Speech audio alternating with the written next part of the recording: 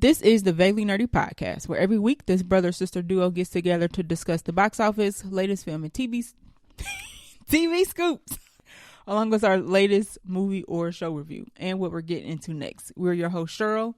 And Jay. Okay, so this week we saw the hit movie Argylle, directed by Matthew Vaughn. So I will be quizzing Jay on this director. Not so much the movie, but this director. So, is you ready? Sure.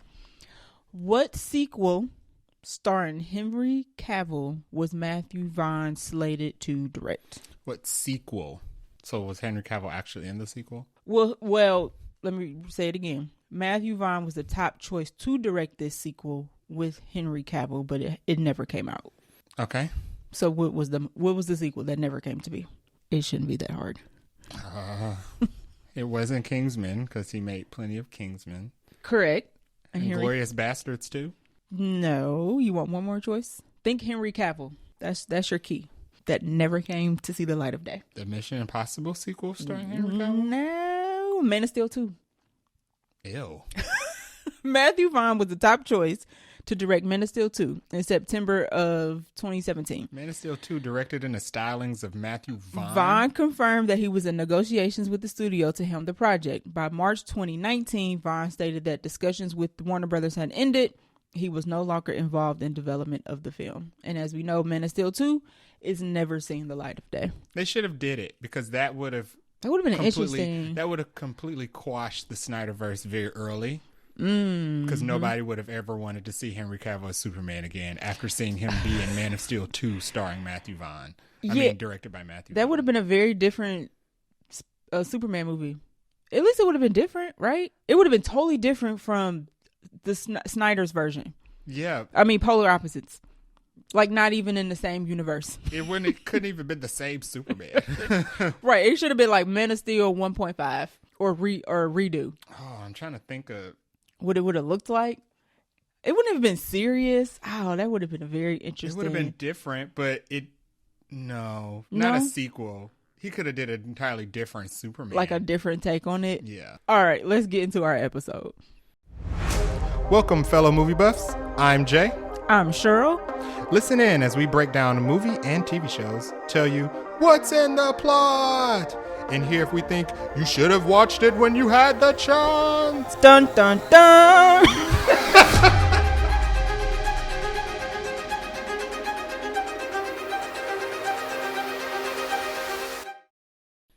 So this week we've got some news around some Marvel castings for the same movie. Some replacements, couple replacements actually.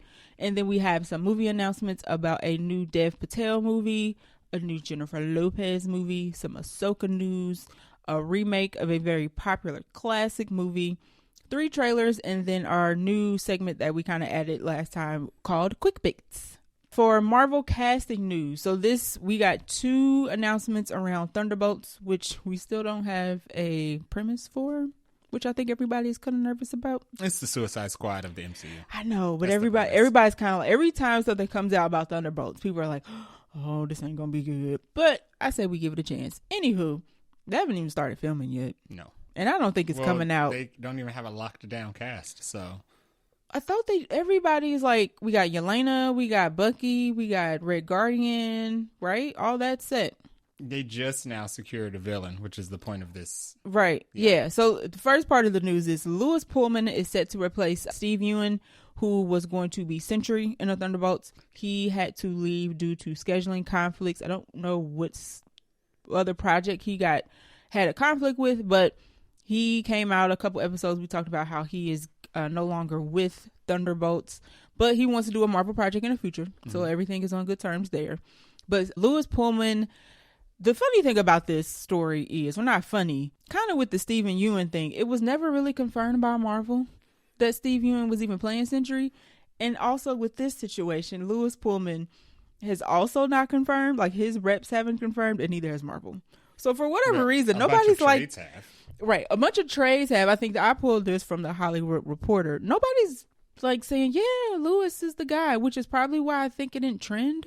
I have no idea. Like the news came out and then it was it. Like nobody was like, "Yay, Lewis!" Because nobody knows who this dude is. He is not as popular as Steve Ewan. He starred in Top Gun Maverick, which I did not see.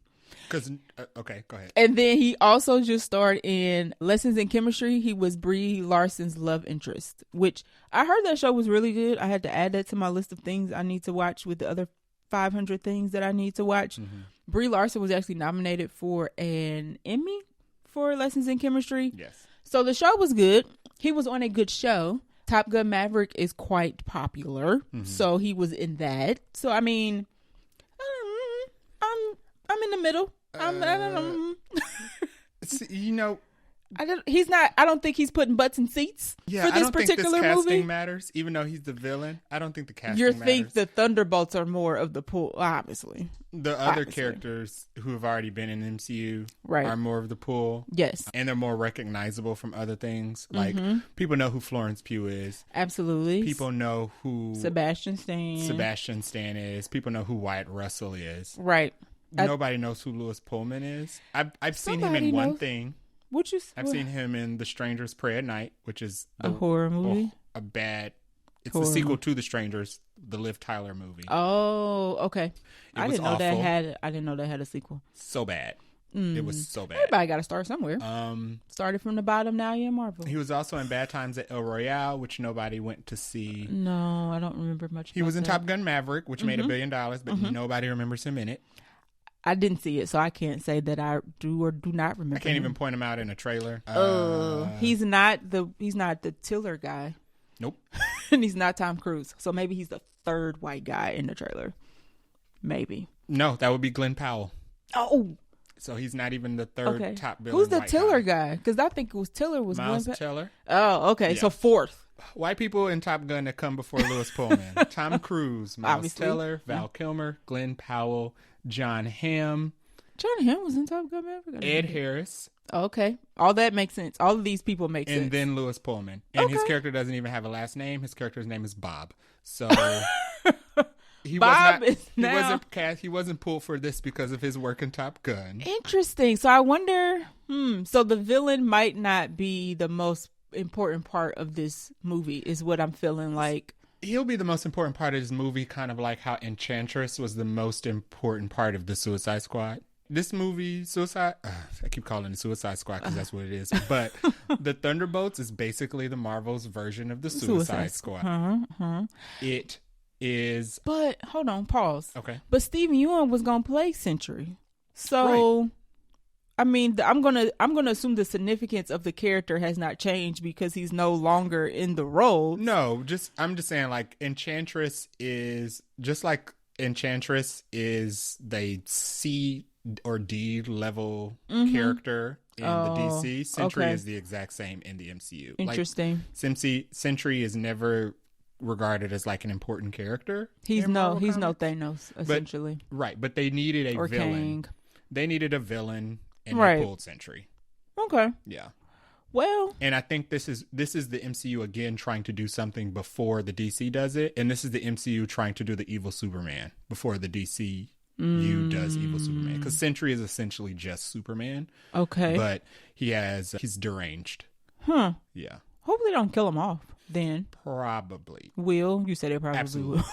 There is no chance that the Thunderbolts is going to have any overarching consequences in the rest of the MCU. I'm pulling for Thunderbolts to kind of surprise us. It's going to be entertaining, kind of like the Suicide Squad, the second version was. With Idris Elba. But just like that, I don't think the Thunderbolts is going to matter in the grand scheme of things. I got you. But I do think it's going to be entertaining. I do think it's also going to like come and go.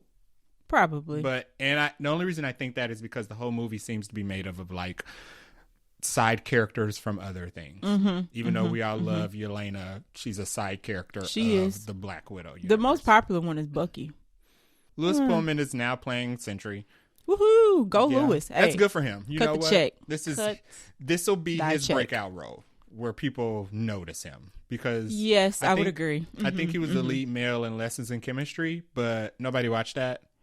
I don't think it got a lot of viewership, but it was they know those shows won't. Yeah, because it was an Apple TV show, and nobody watches Apple TV stuff. They hear about how good it is after the and fact. Then maybe they'll watch it. Severance. Yep, and that Elizabeth Olsen show that was apparently really good. That she got Emmy noms for, but nobody saw it. Listen, Apple TV has some really good shows that they do not promote. Hell, we just did Legacy of Monsters, which was on Apple, that probably not a lot of people watched, but was really good. So there's that. You put down here that he's the son of Bill Pullman, who was the president. Fact. No, he's not. He's the president. He's not the president from Independence Day. Oh, I'm thinking of... No, hold on. Wait. Yeah, he's literally, this is our Independence Is it? Day. Why am I'm getting him mixed up with somebody else. Bill Paxton? Yes. No. Oh, dude, wrong Bill. Sorry, guys. Wrong Bill. But this goes back to actors that can play versions of themselves in the future and the past. That's Bill and Lewis Pullman, just like Ben and Wyatt Russell. Yeah. Kurt and Wyatt Russell. Huh. Yeah. You're so funny. I typed that out and everything and had Bill Paxton's image in my head. That's funny. And that is not his daddy. Okay. Cool. So, you know what? Lewis got a good acting gene. It's in there somewhere.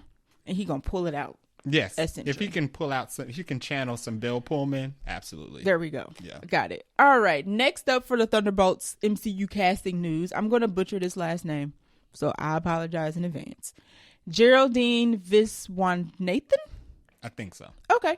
Joins Thunderbolts movie. She is replacing Ayo Edebiri, who left also due to scheduling conflicts.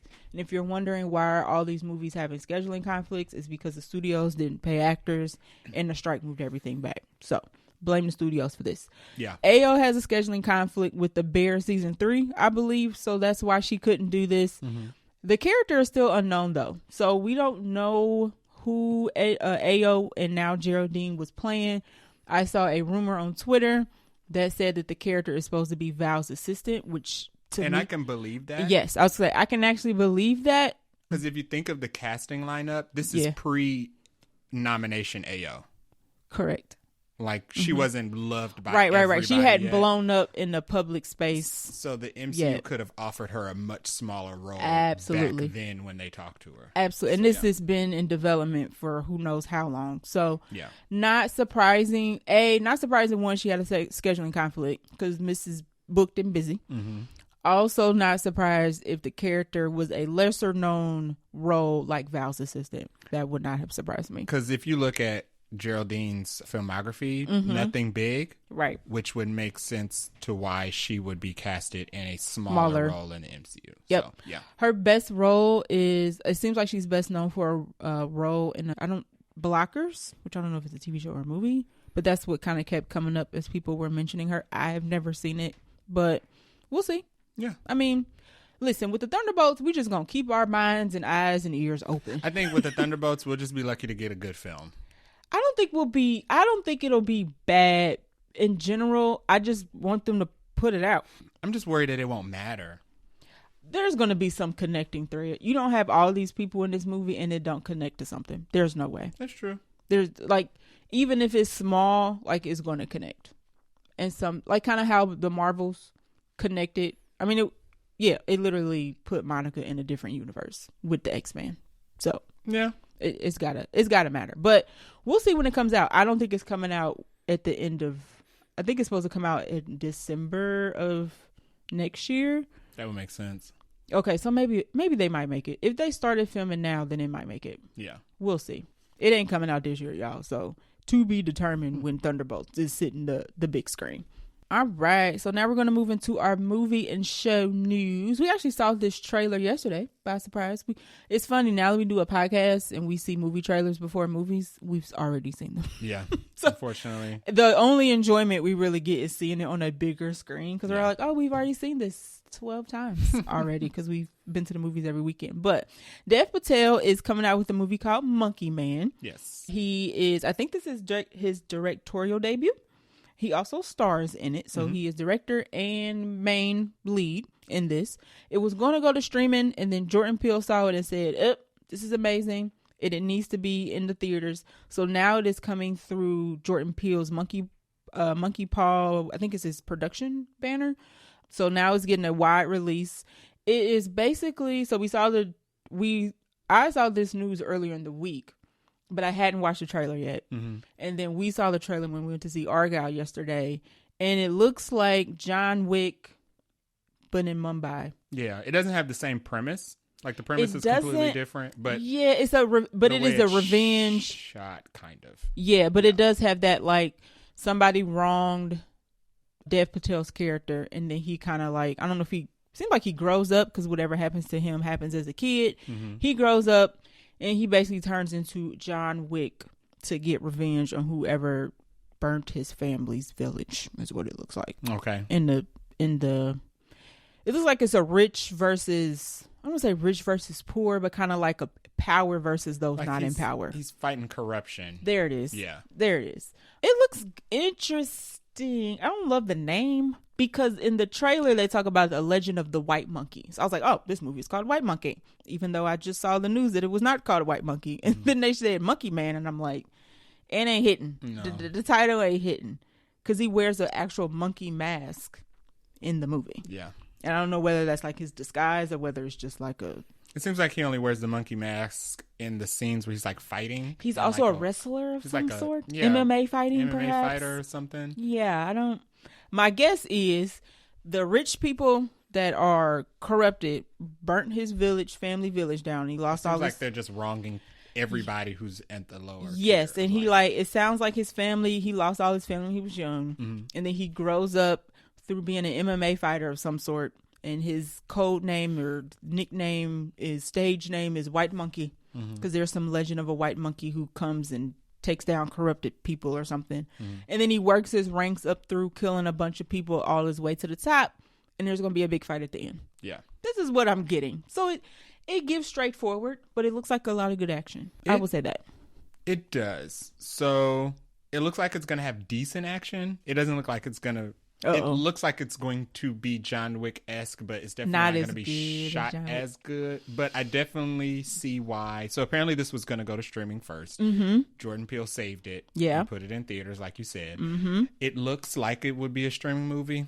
It looks like, not like Netflix level streaming, but maybe Amazon level streaming. I like how we have levels to this. There's like Apple at the top. And then what would you put under Apple? Amazon. Okay, then under Amazon would be Netflix. Okay. So Netflix would be like bottom tier budget film, like Heart of Stone. Yeah. Or Red Notice, my favorite movie to hate. Amazon would be mid tier. Yeah, because Amazon's got like Invincible, The Boys, things of that nature. And then Apple's got the unlimited tier. Yeah, Apple's got the budget and the good acting. They just suck at advertising, which is crazy because they're Apple. Apple stuff, you can't distinguish the difference between film and television.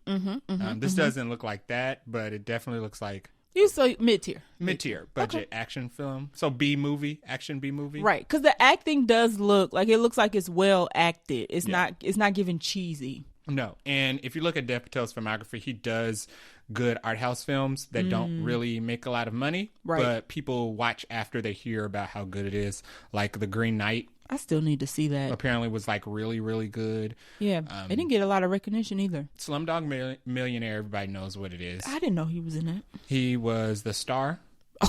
I believe he was the star in Slumdog Millionaire. Okay. Yes. Okay. He's the star in that movie. Right. Let's see. It's funny because I know his name, but I don't think I've actually seen him. Like if you told me pick out Dev Patel in the lineup, and I'd be like, that's him right there. But I've never seen any of his movies. Yeah, he's like anti-blockbuster.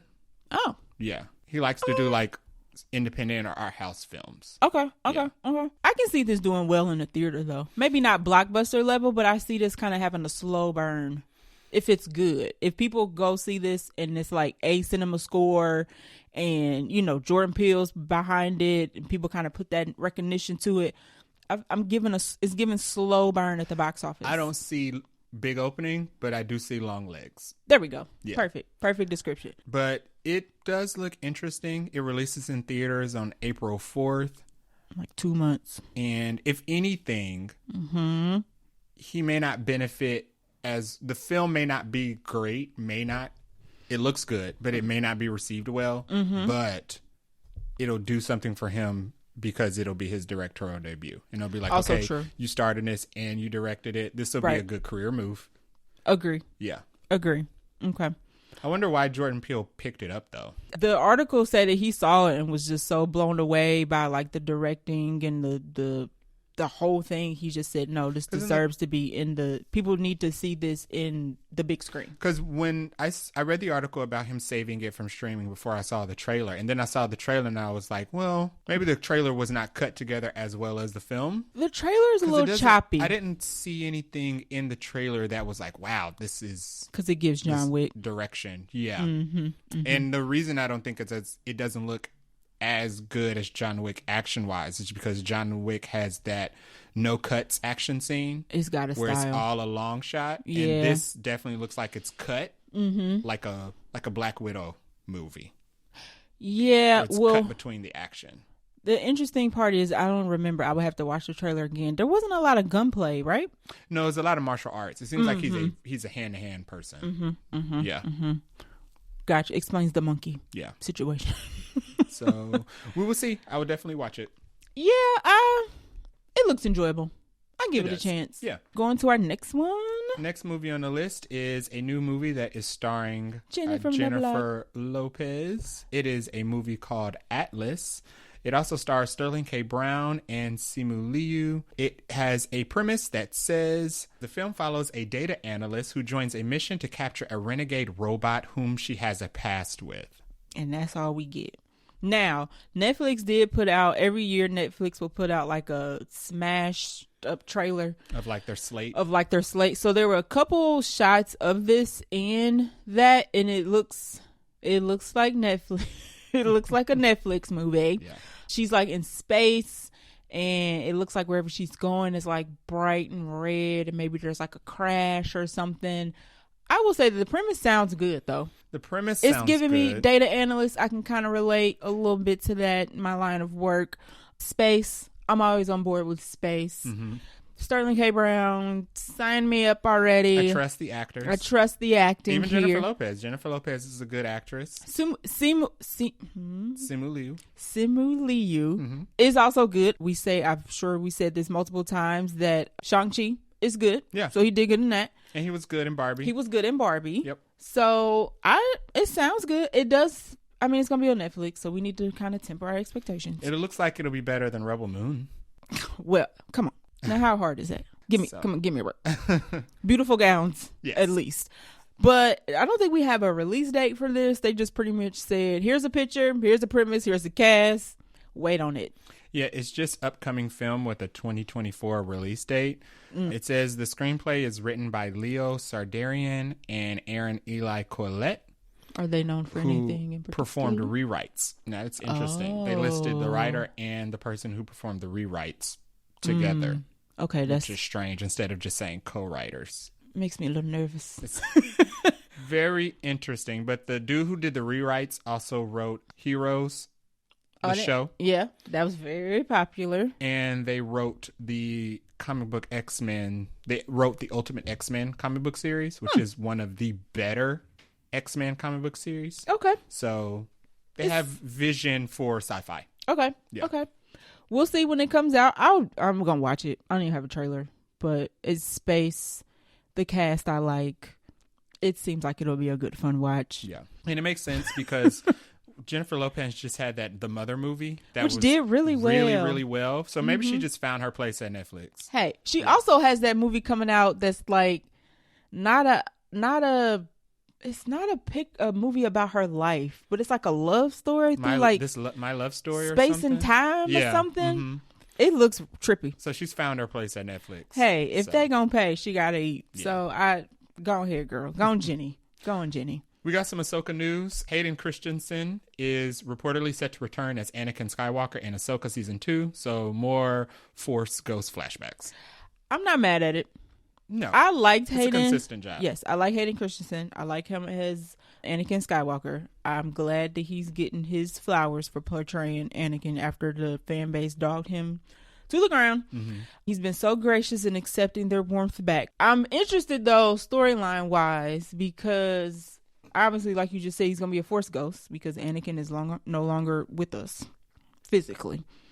But she got stuck at the end. She got stuck on that planet in that universe to where she couldn't get back home. And we got this lasting long shot of Anakin kind of watching over her.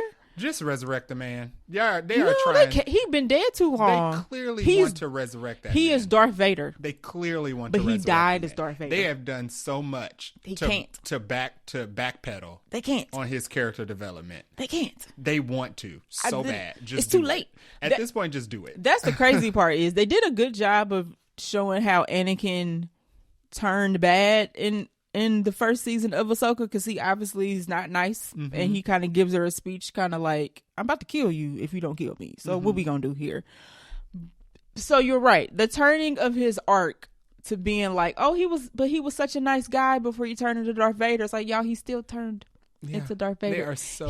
and before he did that, he killed a bunch of kids. Yeah. So they are trying their hardest to tiptoe around not resurrecting him, and they clearly want to. They can't though. There's no way that works. None. It wouldn't, but it's Star Wars. Come on, that's egregious. Just be way too. Just go ahead, pull some multiverse bull crap, and just bring that man back. But I want evil Anakin. Let me tell you something. You think people won't watch them bring Anakin Skywalker back? I'm gonna watch it. You think people won't watch them? Loki. How many times has Loki died? But Loki turned good and stayed good. How many people in New York did Loki kill? You're right. I knew you was gonna go there. So just do it. You think people won't watch? Get it? That's one thing that they have not done. What? That's one thing that they have not done is shown what it would look like with Darth Vader fighting alongside the good guys. But that level of power. But at what time period would that even be? Because as soon as he turned into Darth Vader, he was done. I don't know. They can pull some resurrection. Okay. They have Force witchcraft. They can resurrect. They did introduce witchcraft. Yeah. Oof. So I don't know if they would take it that far. I feel like I don't know how the Star Wars fan base is one of the most vocal. I'll just call it vocal fan bases out there. And I feel like at this point, and I don't know how they would react to that. I feel like at this point we are so far away from the OG stuff. What happened with Darth? I think at this point where Star Wars is now, nothing that Darth Vader did then matters to what's going on right now. Because at the end of the day, it was still Sidious. You're right, but here's the interesting part. I liked Hayden Christensen playing this version or this point in time of Anakin Skywalker and Ahsoka, but I really loved Anakin / Darth Vader and Obi-Wan.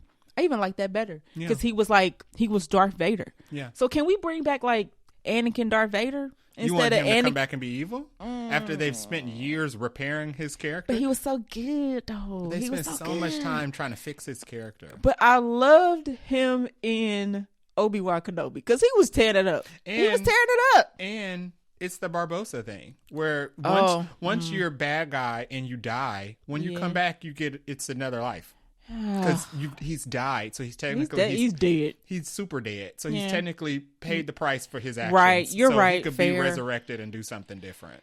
Okay, I wonder if they would even take it that far. That would be interesting. But it's clear that they want to. They're writing so bad around the bush that they really want to do it. You can tell that they want to bring him back. I wonder, and I'd watch it. They'd have my money. They would. They would have my view, but I wonder how much. And you're right, because I wonder how much we force ghosting. At some point, you're gonna be like, we need some flesh. I'm tired of the ghost. Could you imagine? Because they're doing they're doing the Star Wars movie with the characters from the series. Right. They're doing the Mandalorian, Grogu, and Ahsoka, and Boba Fett and Grogu and all of them. They're doing a movie with all of them. So save his comeback for the film. That would be wild. Could you imagine? That's a $1 billion movie. The trailer, and then they show the title, and then right after the title is freaking Anakin Skywalker in the flesh. That would be crazy. You joking? And they need $1 billion movie. I see it. I go. I go. I would absolutely go. Listen, the other movies were $1 billion, so they want to keep that. They probably want to keep that going. Like, we got a good track record here of these $1 billion movies. Film it and have a trailer shot together, even if the movie is not finished. Film what you got. Have a trailer cut together for Super Bowl 2026. Okay, and it'll be the most talked about trailer of the entire year. It'll get leaked before we even make it to Super Bowl. Absolutely. And that was what they would want. So just do it. We'll see. Are we gonna get Anakin in the flesh, y'all? Let us know if you think he coming back. with meat on his bones. And we don't need to know if it's ridiculous. Of course it's ridiculous. It's Star Wars. Right. It's supposed to be ridiculous. It's fantasy, so technically you can do whatever you want. It's a movie set in the future, in the past. Right. In a galaxy far, far away. But we're getting more Hayden Christensen, and I'm always on board with that. Yeah. Okay. Next, we have a remake of a classic. Super classic. We're talking 1950s classic, Attack of the 50-Foot Woman. It is a movie that follows the storyline of a wealthy heiress whose close encounter with an enormous alien in his round spacecraft causes her to grow into a giantess, complicating her marriage, which is already troubled by a philandering husband. That sounds like a movie that could be made today. I like it. Redo it. Why not? Absolutely. But what's more interesting than the premise, because I think the premise is campy and interesting. Yep. Well, more interesting than the premise is who's behind it. So this is going to be directed by Tim Burton, who, if you don't know who Tim Burton is, he's Tim frickin' Burton. Right. Google it. You can either Google Tim Burton or you can Google Helena Bonham Carter, and you'll find it to the same place. You'll get the the Venn diagram is a circle. Right. And it is written by Gillian Flynn, who is a famous novelist, but her most famous novel and film is Gone Girl, which she wrote the novel and the screenplay for. But she has like a whole slate of, she's like the Tom Clancy of like creepy thriller drama novels. Starring women? Starring women. Okay. Yes, mostly centered around women. You know what? Why not? Absolutely. The bigger thing here that is going to make or break this movie is who is playing the woman. Like literally, they have to get that right. Because she is an actual heiress. Can she? I like her. But I'm trying to think. They're going to do somebody who has like what they call 4-quadrant. Yeah, appeal. I was going to say. Somebody who's going to put butts in seats. It's probably going to be like funny because it's Tim Burton. So it's going to be campy. It's going to be like a campy, creepy thriller. It's going to be campy. Yeah, you're right. Because you got Tim Burton and that alien going to look real strange. Because the alien is going to be in the movie. Who could do like quirky and funny? I would almost say Catherine Hahn. She could do it. That'd be good. Yeah. Catherine Hahn. I'm trying to think of who else in her similar like vein. You could do, even if you wanted to go super younger, you could do Aubrey Plaza. Ooh, that'd be good. You could also do like a Regina Hall if you want, we want race band. It's Tim Burton, so it's not going to I know, I'm just going to be black. Listen, I can put my wishes out there. You could do like a Regina Hall if you really wanted to take it there. It would be good. It'd be funny. Who else? You could do a Florence Pugh. Is she fun? She's funny. She got some funny moments. Okay, I give it to you. Who else? Anne Hathaway. Yes, agree. She, you know what? Just cast Anne Hathaway. There you go. You said it. Yeah. That makes sense. I can see the look. I can see that. Yeah. He's doing Beetlejuice, which we'll talk about it in the later. He is coming back for Beetlejuice. He's doing Beetlejuice. That's whoever they cast as the lead is going to have to be like perfect. Just don't do Sydney Sweeney. There's no way. I don't know. They're sticking her in everything. Now, before y'all get mad, I have not seen her in anything. I have. But the one thing that I see that she's in don't look great. She's doing that Barbarella thing too. Nope. So we're going to go see Madam Web because nothing else is coming out that weekend. And I'm not very happy about Dakota it. Johnson? Why does that name sound familiar? You just said Madam Web. See, I don't even care who's in that movie anymore. I'm just like, we gotta go see it because we gotta review it. No, nobody from that movie. Nobody from that movie, period. So don't name anybody else. Okay. Monica Bellucci, that's who he's currently with. Maybe. Heiress. You think she's too old to be an heiress? Oh. She would be. Well, I guess that means Catherine Hahn wouldn't work either, technically. I would see Catherine Hahn just because she would. She'd be funny. She would have the funny, weird, quirky, spooky part down pat for the whole movie. Kristen Ritter. Jessica Jones. Yes. Oh yeah. She'd be good. She give me 50-foot woman. I like her because it has to be somebody that puts butts in seats. So I'm thinking Florence Pugh, Anne Hathaway, right? Kristen Ritter. You can get Jenna Ortega. I mean, we throwing people out there. Why not? Could be Jenna Ortega. Could be Melissa Barrera. Yeah. Any of those could work. Natalie Portman. I don't see Natalie Portman doing it. I don't see her doing it. But you're right. She could fit. If they're looking for casting people like that. I think so. We'll see. Whoever's doing casting is going to have to do a really good job of picking who's ever going to be the lead. for this. But I'm sure people will have the same, why are we making another one? Why are we doing a remake? People like remakes, y'all. And I think this is so old. Nobody's around to complain about a 1958 movie, but nobody who... It's been long enough, essentially. You can't tell me there's somebody who's seen this movie and is like, don't disrespect the source material. Like, come on. You've never seen Attack of the 50-Foot Woman. You're right. If anything, you've seen the poster because it's been copied. Right, and used for other things. Yeah, but... No. Interesting. I'm curious to see how this pans out. The fact that the writer is the same one from Gone Girl, I think is actually more of a draw to me than it being directed by Tim Burton. Because Gone Girl was crazy. That movie was crazy. I feel like it's the duo for me. You're right. Even though not everything Tim Burton does is great. Mm-hmm. I guess the same thing could be said about Gillian Flynn. It's a good combo. It's a great combo. It's going to be, I think people are going to have to understand that these two people's styles are particular. So don't expect like the typical take. Like you have to know that these people have their own style, and this movie is going to have that style. And if you don't like that style, you're probably not going to like this movie. It depends on what they're going for. Is it going to be funny and campy? Yeah. Or is it going to be creepy? Because there was nothing funny about Gone Girl.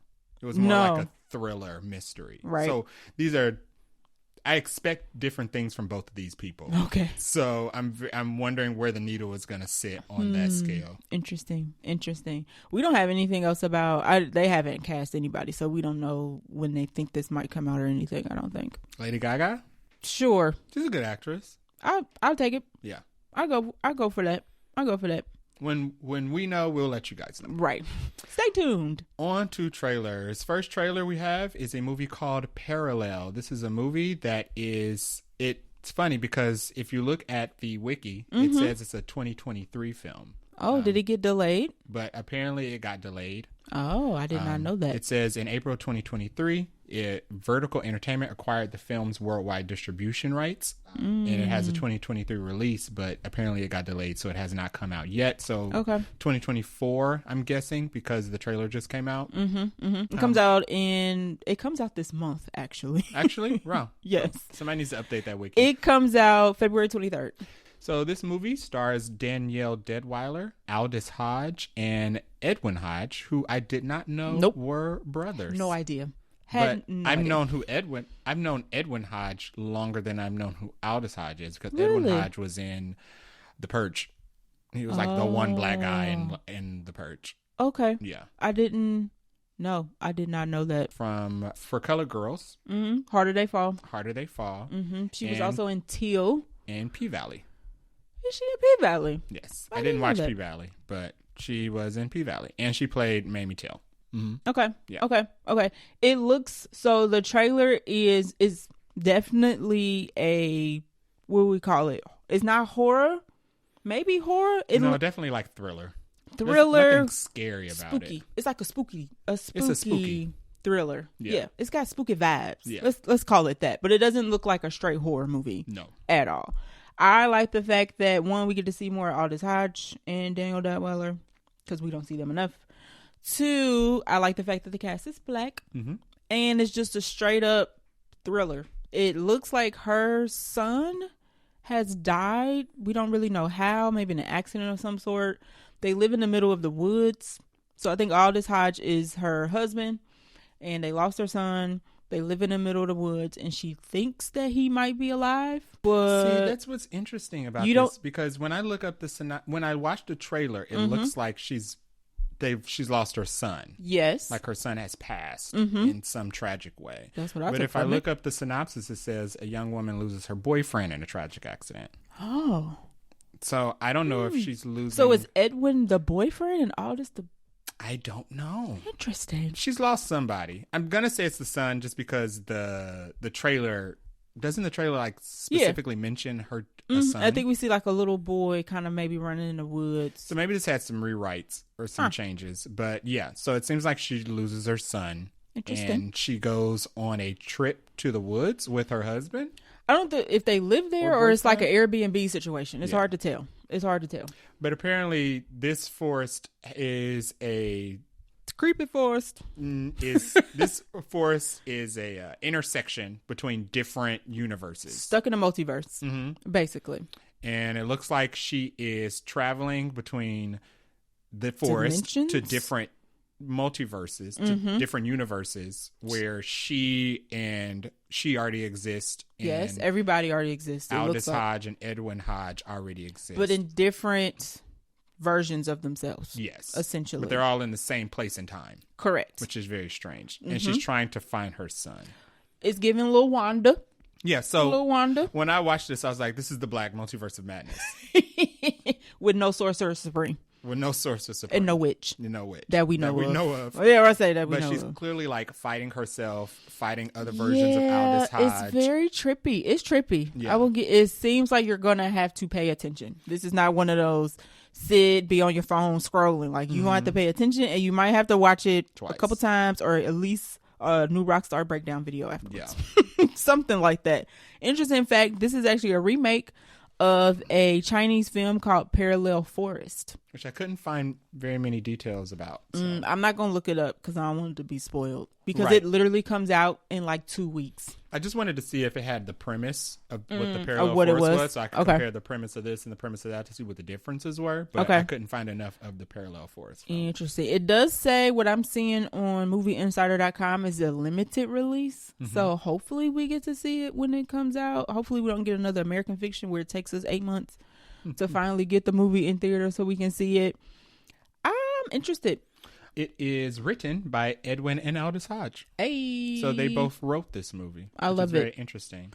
Go support. It's Black History Month. Hello. Yeah. Let's go support Black films. Absolutely. This is a Black film. Or at least the actors are Black. It's got the Jordan and the writers are Black. It's got the Jordan Peele-esque vibe to it.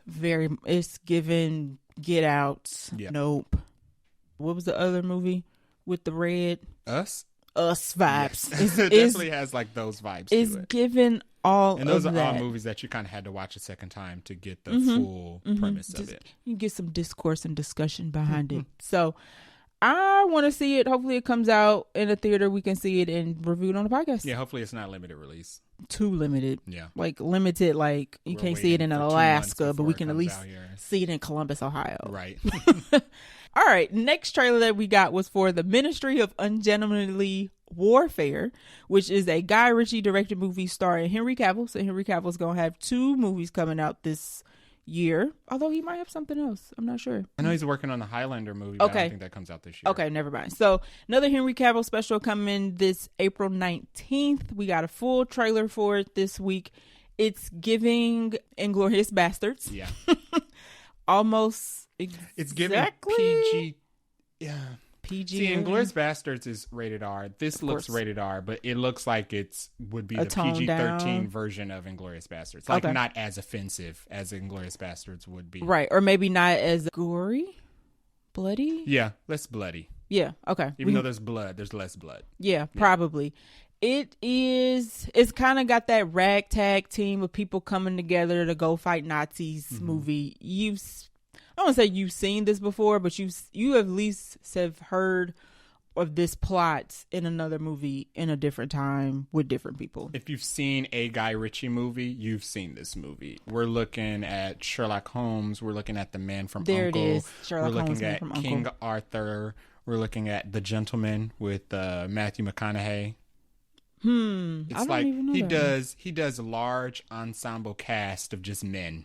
Okay. Of just white guys in suits. Okay. That's his thing. Yeah, so the plot is billed as a true story about a secret British World War II organization, the Special Operations Executive. Founded by Winston Churchill, their irregular warfare against the Nazis helped to change the course of the war and give birth to modern black operations. So they're like the OG black ops during World War II.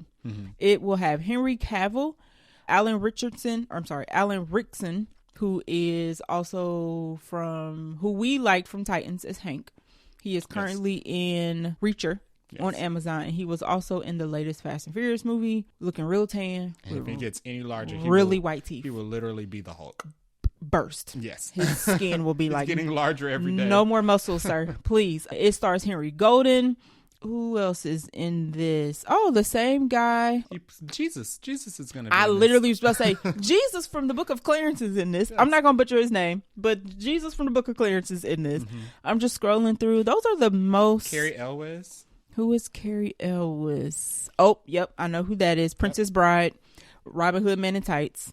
If you've seen that, that's the main guy from that. Yeah. And anybody else? That's all the most famous people in this. It's also produced by Jerry Bruckheimer. Nice. So it'll have a lot of action, a lot of blowing up.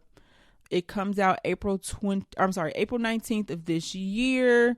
We'll see how it does. They're going to have to promote the heck out of this. I think Argylle might have tainted. We haven't got to the review yet.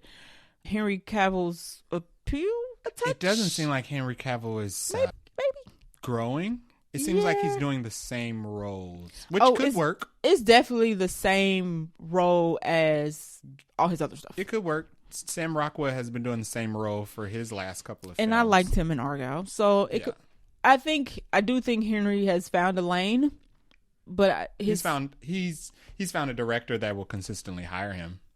It ain't a bad thing. I ain't hating on that. I mean, listen, work is work. Yeah. And these are like decent sized budget movies. These aren't like independent low budget films. So and they're lead roles, I guess. They are the lead roles. So he's securing lead roles. There you go. That's good.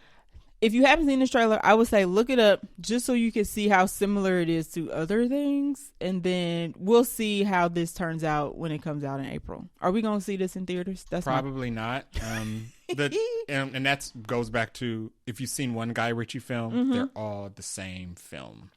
I agree with you on that. You can swap out Henry Cavill with Jason Statham or Matthew McConaughey because he usually casts the same leads for multiple things. It looks better than Beekeeper. That was not Guy Ritchie, but I'm just, Jason Statham.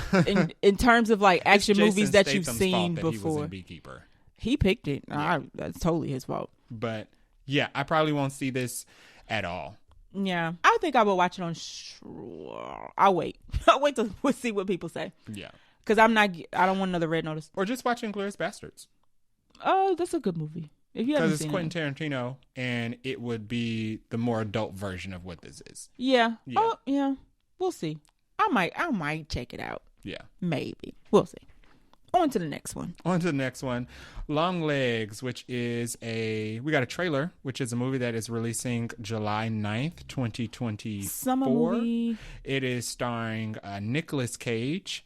I'm going to try to pronounce this correctly. Maika Monroe. Sounds right. Alicia Witt and Blair Underwood. Oh, I didn't know he was in this. Yes. So the premise is Maika Monroe, who plays Lee Harker, a talented new FBI agent, has been assigned to an unsolved case of a serial killer. As the investigation becomes more complicated with occult evidence uncovered, Harker realizes a personal link to the ruthless killer and must act quickly to prevent another family murder. You know what this sounds like? Alan Wake 2? Yeah. Yep. This sounds just like a video game that is extremely popular right now. That's like winning video game awards, called Alan Wake. It also gives the same creepy vibe. So This is a horror movie. Straight up horror. We're talking occult, symbolism, murder, ritual sacrifice, dark, creepy murder, scenes, FBI investigation. It's all like I told you, it gives me Hereditary vibes, eerie music, and I can't watch that movie because the 30-minute recap I watched had me freaked out all day. So I don't even think I'm gonna be able to handle whatever. And the thing about this does not look otherworldly though. There's a book. It doesn't look supernatural. You don't think so? It does not look supernatural, but it does seem creepy. She's like drawing something out of a book called The Seven Realms of Hell. You don't think that the 9 circles? Yeah, you don't think that seems supernatural to you? No, because I mean, there are people who actually like practice, and like the occult is a thing for a reason, but nobody has actually seen a portal. So Lord bless you. There are plenty of mentally deranged people who think that they can actually conjure up this stuff. But no. Okay, so you're saying it's more of a just straight, kind of like a Seven, but maybe more horror based. Because Seven's like a thriller, not a horror movie. It's like who's that famous serial killer who never actually killed anybody. Mm-hmm. Everybody else did it for him. Mason. Oh, Charles Manson? Charles Manson. Oh. It's like Charles Manson level. Did he not creepy. actually kill anybody? I don't think he actually killed anybody. He had his followers do all the killing. If we're wrong, y'all, just charge it to our head, not our heart. Because I don't want to look up Charles Manson to fact check that Don't right want now. that Nope, don't want that algorithm to be like, IP oh, you're address. interested in this? No, I'm not. I was just trying to for the podcast. So, okay. It looks really scary. Supernaturalness aside, it does still look creepy, even if it's based completely in reality. I was trying to think, am I going to watch this? I don't know. But you're absolutely correct. When I saw this, I was like, this is the film adaptation of Alan Wake 2. Oof. And that video game, watching it is like something about to jump out and grab the player, and I'm not ready yet. we only get a glimpse of Nicolas Cage in this trailer. With that glimpse, I'm talking about 0.5 seconds. Yeah, and you had to find a creepy. steal because I didn't see it when I watched the trailer. He looks creepy. It's shot. All the shots are dark. Mm-hmm. Everything is in a dark room. Nothing is fully lit. No color. No beautiful color. Gowns here. The music is creepy. There's very little dialogue. The very last few seconds of the trailer, I'm guessing that's Nicolas Cage, like breathing, or it's real strange. It's very unsettling. Yeah. Is the best way to put that. You got to watch this and tell us how it goes. Yeah, I actually do want to see this. I'm sure you do. Only because I know Alan Wake, so yeah, it looks just like that. Yeah, it's funny for somebody who doesn't like horror. I can watch a trailer and like, oh, this looks good and scary. Like I can appreciate something. It looks really good, y'all. So horror fans, July 9th, I think the movie of the year might be coming for y'all because it looks really good. Okay, quick bits. This is our new segment where we just kind of run through some super quick things that we saw. We don't have like a full story or anything, but it's kind of like a rapid fire for our podcast. So first thing up, Tiana Taylor, Wood Harris, and Alana Hamm have been cast in the Paul Thomas Anderson upcoming film. We talked about this last episode, I believe. So there's a new Paul Thomas Anderson film coming out with Leonardo DiCaprio and Regina Hall. Mm-hmm. That everybody is it's got like all the buzz. This story came out either today or yesterday that they released more people who are in that cast list. I am excited for Tiana Taylor to be in this. Mm-hmm. I'm excited for Wood Harris to be in this because Wood Harris has been in like all the things. If you don't know Wood Harris, he is the brother. This is not like his most claim to fame, but he is the brother of Steve Harris, who was most popular for Diary of a Bad Black Woman. Everybody hates him from that role. He was also in The Practice. Mm-hmm. Wood Harris. And what? He was a widow and Bringing Down the House. He was Queen Latifah's convict boyfriend that was trying to have her killed. Oh, yes. So Wood and Steve are extremely popular and have been in all the things. Wood Harris is probably, for me, most popular from The Wire. Okay. Oh, you didn't watch The Wire, did you? Too Shame. young. The Wire, Creed, Above the Rim, Paid in Full, Remember the Titans. I love Wood Harris. Paid in Full. Okay, that's one. Oh, you didn't watch any of the Creeds, so you probably would have missed that. I don't like sports movies. I don't either, but I saw the last one for reasons that I will not name. It had nothing to do with the sports. I like Wood Harris, so the fact that he's in this, I was like, I hope he has a nice, like, good role. Tiana Taylor, I like the fact that she's getting into more Hollywood films. Yeah, she's doing a lot more acting. Right. Regina Hall we already talked about her being in this. I don't even know what the premise of this movie is, and I already wanted 2 tickets, please, and for unnamed film. I was going to see this literally just because Regina Hall was in it. That was it. I mean, Leo's great, but you love Leo. Regina Hall. Leo fan. 9 times out of 10, if he's in something, I'm probably going to check it out. But Regina Hall is not in enough things for me. No. So the fact that she is in something, I'm already signed up. Yeah. So we got a little news about that cast. As more comes out, we'll let you guys know about it. We still don't have a premise. Nope. No. Some pictures came out of Leo looking like a bum at a payphone. Okay. Yeah. Because it's like a period movie, I think. Yes. Okay. So it definitely takes place back in time. We don't have any idea what this film is about, but the fact that we got Tiana, Wood Harris, and Regina Hall in it, I'm seeing it twice. I'm just playing. Next up, Beetlejuice 2. Official title is called Beetlejuice. Shocker. Although somebody did say, is this setting up for there to be another film called Beetlejuice? Because he's supposed to say it 3 times. Probably. That would make the most sense. Are they going to take 20 years? Because if that, I'm not interested. I am curious if the main drivers, audience goers for Beetlejuice are only going to be the people who know about the OG Beetlejuice, or are they going to attract new people because they got like Jenna Ortega in this? That's why they're hoping to attract new people. It's literally just because outside of Jenna Ortega, everybody else is from the original, right? Everybody else in this movie are contemporaries, and Jenna Ortega is like the one standout who doesn't fit with the rest of the cast.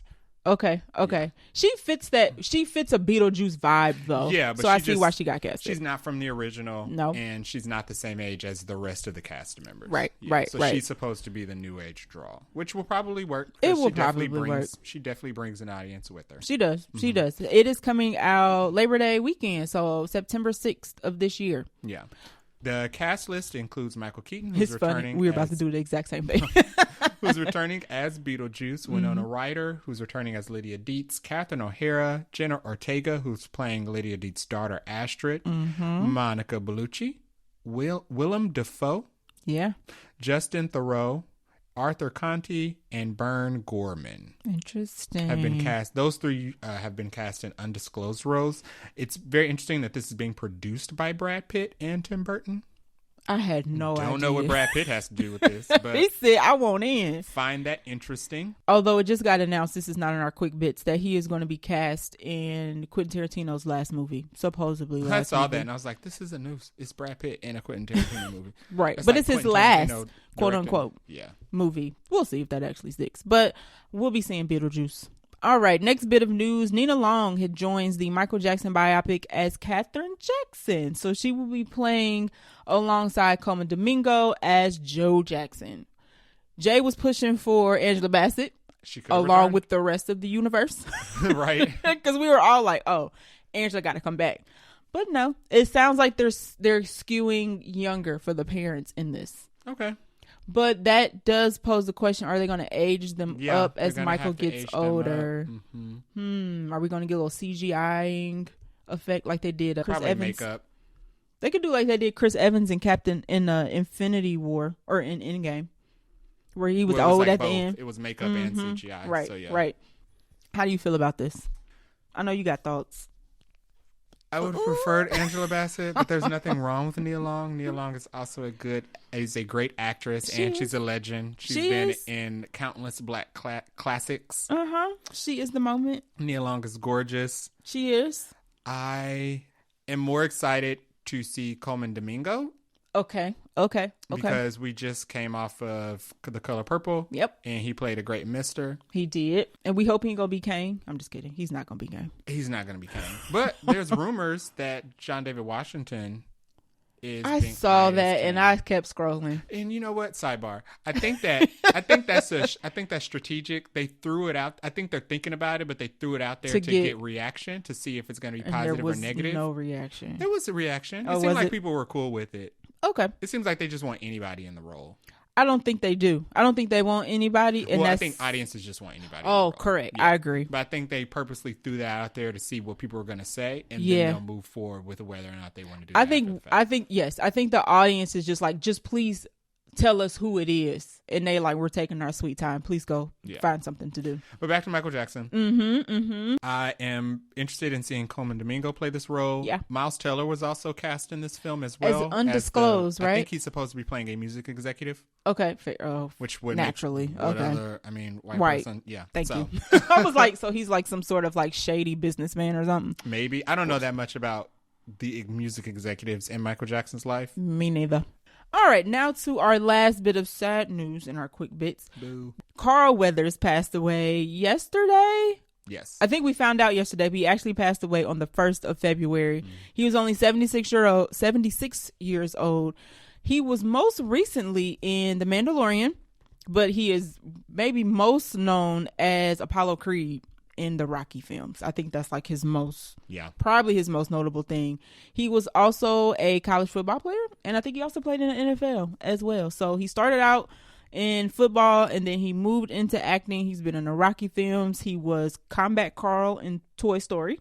Mm-hmm. He was also, I just mentioned he was in The Mandalorian, which he was nominated for a Primetime Emmy for, which I did not know that. But he's been in a bunch of stuff. He's been around forever. There's been quite a few celebrities that have kind of talked about him online and paid tribute to him. I actually followed him on Twitter. He was always super positive, always responded to people's tweets and quote tweets and whatnot. So definitely a legend. Sucks because he's his age. He's not old. 76 is not old. No. He probably had way more things that he was going to do. So R.I.P. Carl Weathers. Yeah, I definitely think he was going to be in more Mandalorian stuff because he was would a have been pretty in a central movie. character. Yes. But also, he had a very, which I didn't know, he had a very lengthy voice acting career. Oh, did he? Like, he's been in a lot of voice stuff. I always like when actors branch out and do voice acting because it's a way to enjoy their work in different mediums. Yeah, and it's like the ultimate way to work from home. And also true. I respect that. And then they become like, they have that like distinct, like they actually draw people. Like, who's my other favorite? Keith David. You put Keith David in a voice and you like, oh, I need to watch that because it's Keith David. And you kind of, you know what his in-person acting is like, but he also brings that into his voice acting. So that's cool that he did that as well. I didn't know Carl Weathers did that. Yeah, so R.I.P. Carl Weathers, another legend. Unfortunately, this is how we have decided to kick off Black History Month. Listen, he died on the 1st. We need to dedicate Black History Month 2024 to Carl Weathers. Yes. We're doing it on the podcast. We've done it. R.I.P. to a legend. All right. So now we're going to get into our movie review for Argylle. All right. Okay, we are back for our movie review of the week. We went to see Argylle. This released in theaters on February 2nd, 2024, directed by Matthew Vaughn. Other movies that Matthew Vaughn has made: Kick-Ass, X-Men First Class, which is one of the good X-Men. Yep. And Days of Future Past, which is one. So he made the two good of the ones. Better X-Men. Yeah. Apocalypse is the one that's not so good. Terrible. Right. And the Kingsman films, which I believe are 3. There's Kingsman 1, Kingsman 2, and then there's the Kingsman, which is a prequel to 1 and 2. You are correct. This has a very large ensemble cast, which I will read off directly from the wiki. Thank you, Wikipedia.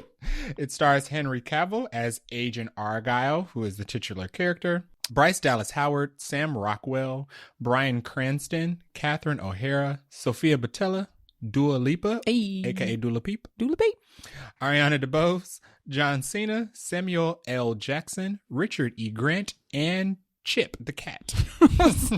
I was like, why Chip don't have because Chip's a cat. He wouldn't have a Wikipedia page, obviously. Has a runtime of 2 hours and 19 minutes that you feel. Yeah, you do. You're not lying. Budget. Now, news outlets say that this movie had a budget of $200 million. However, Matthew Vaughn says that's incorrect. He says that $200 million is what Apple paid for the film and distribution rights. But he said that the budget was nowhere near $200 million. I believe he said, he had a quote where he said, the only way it was going to, he was like, I don't see how this movie could have costed $200 million. I don't know where people got that number from, but he was like, the only way this movie, he was like, I don't know where I could have put that much money into this film unless I made it like a CGI fest, which is funny because it is a CGI. It is kind of a CGI fest, but you know. Okay, sir. All right. You know, I'm not the bookkeeper. Nope. We don't work in accounting, so whatever. Parallel to the budget, we have the box office currently has now it was predicted to make 20 million. Right, over the whole weekend. Mm-hmm. Currently, it's only made $6 million so far for the domestic box office. Not good. I believe it had a Thursday night preview of 1.7 million. 1.7, 1.5, something like that. Yeah, so it's not doing good. It's not doing good at all. So we know it definitely costed over 20 million. Yes. Yes, the movie definitely cost over 20. Usually the prediction for the opening weekend is like under 30% of the budget of the whole film. Yeah. They try to make 20 to 30% of the budget of the film the first weekend. Right. So it's not great. Box office is not terrible. Some would say terrible. I'm going to guess 80 to 100 million. The whole weekend? For the budget. Since they're keeping the budget under wraps. I would say more like 120. Yeah. Yeah, I would. When you account for the stars And the it CGI. is a CGI fest. It is. And they move locations. Although they probably did a lot of this with a green screen background. So yeah, it ain't great. It ain't great. Ratings currently has a cinema score of a C+. Not great. That's bad. That's tough. Terrible. That's very bad. Terrible. And it currently has a Rotten Tomatoes score, critic side, 35%. Terrible. Which is bad. But, critics be critics. So you take critics' opinion as their opinion. They are critics to criticize. Yes. So there it is. But it has an audience score of 67%, which falls in line with that C+ cinema score. Yeah, you're right. And kind of... It means most of the people who saw it liked it, but not a good portion of those people who saw it did not like it. Yeah, more than half the people who saw it liked it, but not 8 out of 10 people that saw it liked it. So it's getting hit on all sides. It's getting hit in the pocket. It is. And it's getting hit with the word of mouth. It will probably not have long legs. And when we say when we talk about legs with box office, that basically means how much staying power the movie will have in the theater to continue to make money. Mm-hmm. This got short legs. Yeah, it's got two things working against it. One, it has this bad audience reception is working against it, so that'll keep people from going to see it. But also, it was acquired by Apple TV for the theater and distribution rights, which means it's going to be on Apple TV Plus at some point. I don't even know if I would say soon, and only because it took so long for Killers of the Flower Moon to go to Apple TV. About entirely different caliber. You right. You are correct. However, I don't think Napoleon is on. Is totally different caliber. Okay, film. fine. I'm trying to justify. Maybe there's only one studio that seems to hold to their streaming time frame, and that is Disney. Let me take that back. That is Marvel. Yeah, Marvel will stick to their 90-day. They don't care how good the movie does. It's not going to stream it no sooner. No, this is one of those circumstances where it costs to keep this movie in theaters. Yeah, and we about to get a heavy March. The second half of February and all of March is pretty heavy with movies, so theaters are not about to be like, oh, we'll hold on to this. And the day this movie came out, on the way to the theater, I got a notification on my phone from my Apple TV Plus app saying that this movie was going to theater. So Apple TV Plus is primed and ready for this to be on the service. Yeah.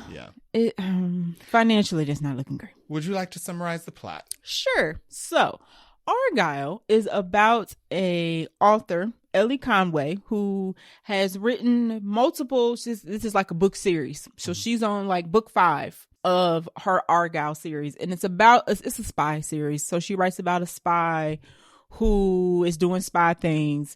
Unfortunately, it appears as though her books are predicting the future. So whatever she writes in a book comes to pass. And there are some shady organizations out there who need her to finish her book, and they need to know what's coming next because they want to beat their adversary to the punch of this thing that they are trying to acquire, because she seems to know where it is, because whatever she writes comes to pass.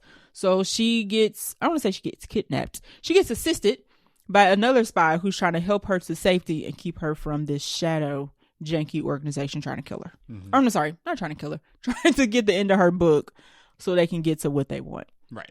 I think that's pretty much, yeah. Mm-hmm, that sums it up really good. And we're going, as always, we'll do non-spoilers first, and then we'll let you guys know where we're going to slip into spoilers. So, actors, actresses, who did we like? Who did we not like? Who did a good job? Who did not do a good job? And was there anybody that stood out? I'll go bottom up. And by bottom, I don't mean anybody did terrible. Everybody did all right in this movie. Okay. And I know we say it all the time. No, normally we say, oh, everybody did great. I will say everybody did all right in this movie.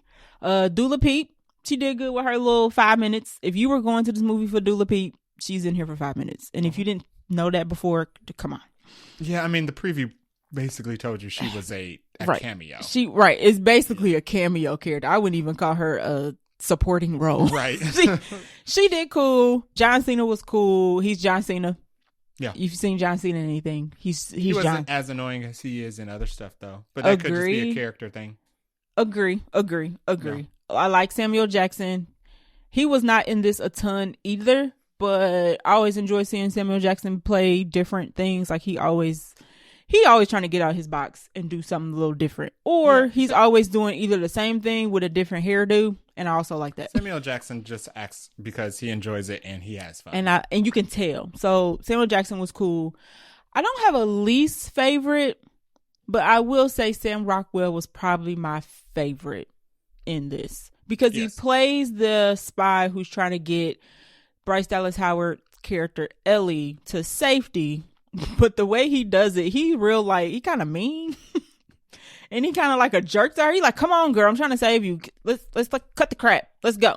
Bryce Dallas Howard's character is very like afraid of everything. Yeah. Like she's very like, what do you want to call it?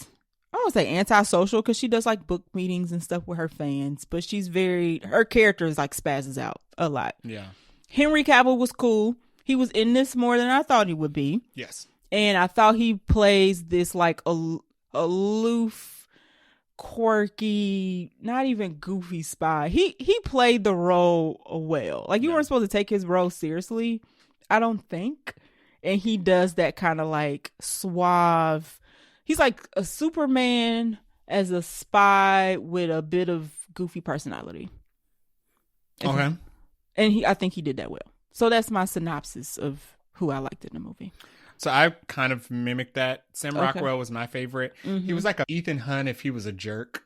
Okay. I'll go with that. He wasn't a bad guy, but he was just very easily annoyed. He was. Yeah. And it seemed like sometimes he was going to be nice to her, and then the next line I'd be like, dang, dude, she's scared. Just give her a little comfort. And I like that he was competent. You never really worried about his character. You're right. Even against like he has a lot of different fight scenes where he's clearly outnumbered. Right. But you never really worried about him because he's clearly very competent. Bryce Dallas Howard, definitely liked her. Yes. She kind of played a little bit like if Claire from Jurassic World was a book writer. Yes. Yep. She was Claire. Yeah, you're right. Yeah. So she even kind of looked the same, but. Yes, because she's got her red hair popping. Really liked her character. I would say my least favorite was probably Henry Cavill. Really? Okay. Even though I don't think he was bad. My least favorite was kind of Henry Cavill. And we talked about this on the ride home from the theater. And I was like, I don't think his acting was very good in this. But you made a good point. You was like, I think he's supposed to be acting like a book, like a fictitious book character. Yeah, I think, if the intention was for him to act like a character like a person who didn't exist, he did that very well. He just seemed very dry, but he's fake. Yeah, right. So he's a book character, so he's not supposed to be like, a well-rounded person.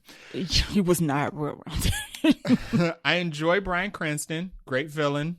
Yeah, you're right. Great actor. I like Bryan Cranston and everything. Catherine O'Hara was good. She was funny. She wasn't in it that much, but she had a prominent role, though. She was the supporting character. Yes. She was the supporting actress. Absolutely. Yes, for sure. Sophia Boutella was okay, but she's literally in it for 3 minutes. Even that. Ariana DeBose is in it. If you blink, you'll miss her. 2.5 minutes, if that. Maybe. There was a scene where I didn't realize until the end. I didn't realize until later in the movie that was Ariana DeBose earlier in the movie. That's how small Ariana DeBose is. Oh, dang. Film. I knew it was her, but dang. But it's so quick. So quick. Dula Peep was okay. She was fine. She was cameo. Fine, but she was literally just like a celebrity cameo. Most of her scenes we've already saw because they were in the trailer. Literally. And she doesn't move past that moment in the film, which you could have guessed. Yeah. Just from that. Right. Samuel Jackson is a gem. Yep. Always. John Cena, I enjoy as like the side character of Henry Cavill. He's the dude in a chair. Yeah. He didn't have a lot of scenes. He was serious and he wasn't goofy. Yeah. He did good. Sometimes I can only take John Cena in doses, which is why I've not watched Peacemaker and won't watch Peacemaker. But in little spurts, he's fine. John Cena's not a lead. I think that's why. Is that what it is? Yeah. I don't enjoy John Cena as a lead. Like his role in Fast and Furious. This last one, I didn't mind in this last one. I minded in the one where he was supposed to be the bad guy. Yeah, because I didn't take it seriously. Dude, you're not scaring me. No. Next. And the cat was okay. It was a cat. I actually think, I'll wait till we get to things we would have changed. Okay. It's not a spoiler, but I don't think we need to get, to be honest. Were there any side performances that really stood out? Not really. No, everybody. There weren't really like too many side characters, I would say. There were a lot of the main cast. Right. They were all in it. For their time that they should have been in it and supporting where they should have supported. Right. So that was pretty much like everybody came and did their job. Yeah. Well, enough. So, yeah. Are there any thoughts that you would like to share about the film? Any notes that you have that are pre-spoiler? Not... No, I really want to get you go because I really want to get into like the spoiler half of this segment. So Bryce Dallas Howard plays a book writer, Ellie Conway, who's the writer of the book series Argylle. I did like her character. Okay, a pre-spoiler little tidbit she's a writer, and her character is like this very sheltered person, not antisocial, but just prefers being she's a homebody. She's a homebody. She prefers her own space. She lives alone. She has a cat. I did like there was a particular scene where she does she's doing a book reading for her new book, and the audience is like asking her questions, and one of the audience members asks her if she has any plans tonight. She gets out on a date. And she says, actually, I have a hot date. And I like the fact that her hot date was just her sitting at home with her cat. That is my first note. Because I was like, that's same. Yeah. Like, I can relate. Leave me alone.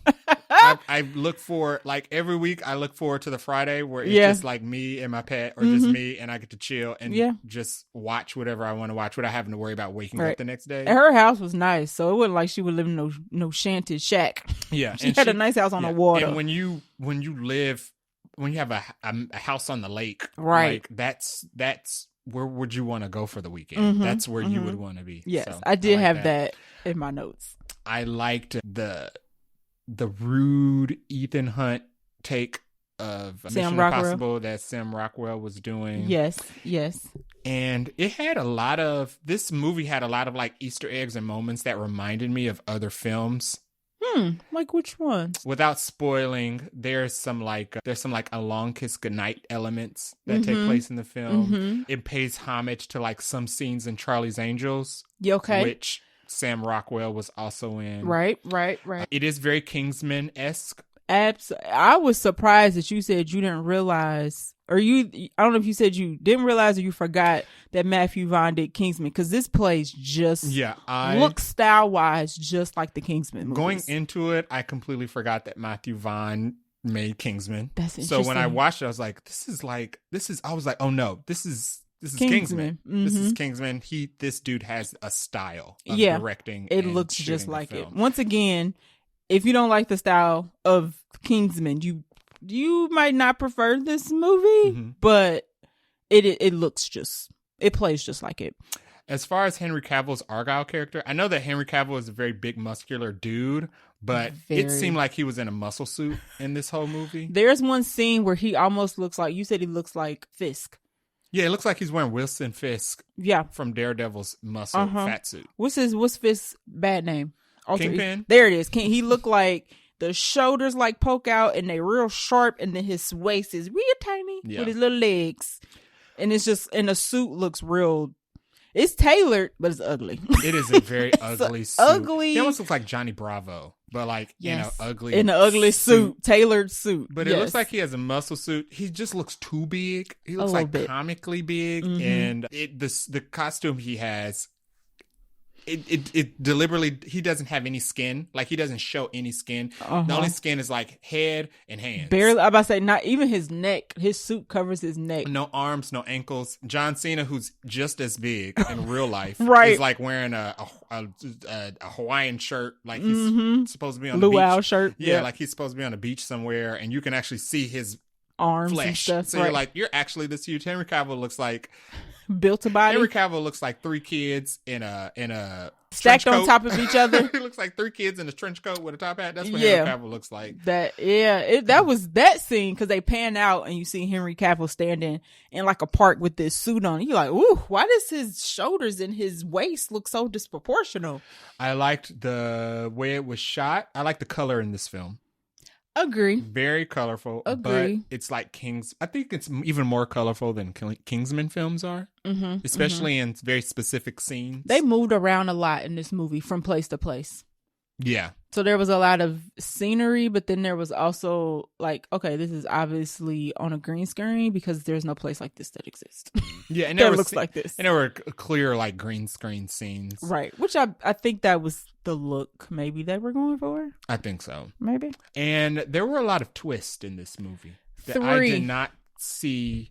I would not have expected. There were a lot of twists. I will just 3. say, if you think you know what you're getting going into this movie, you're gonna get that, but it's gonna also turn itself on its head a little bit. Right. And I would say on the flip side of that, the twists don't come to about an hour into the movie. Yeah, so and it's a 2-hour movie. It's a 2.5 hour movie. Just and I about. will say the twists come at about the halfway point. And you still like, okay, so what's left? they're like, it kind of turns into a different movie.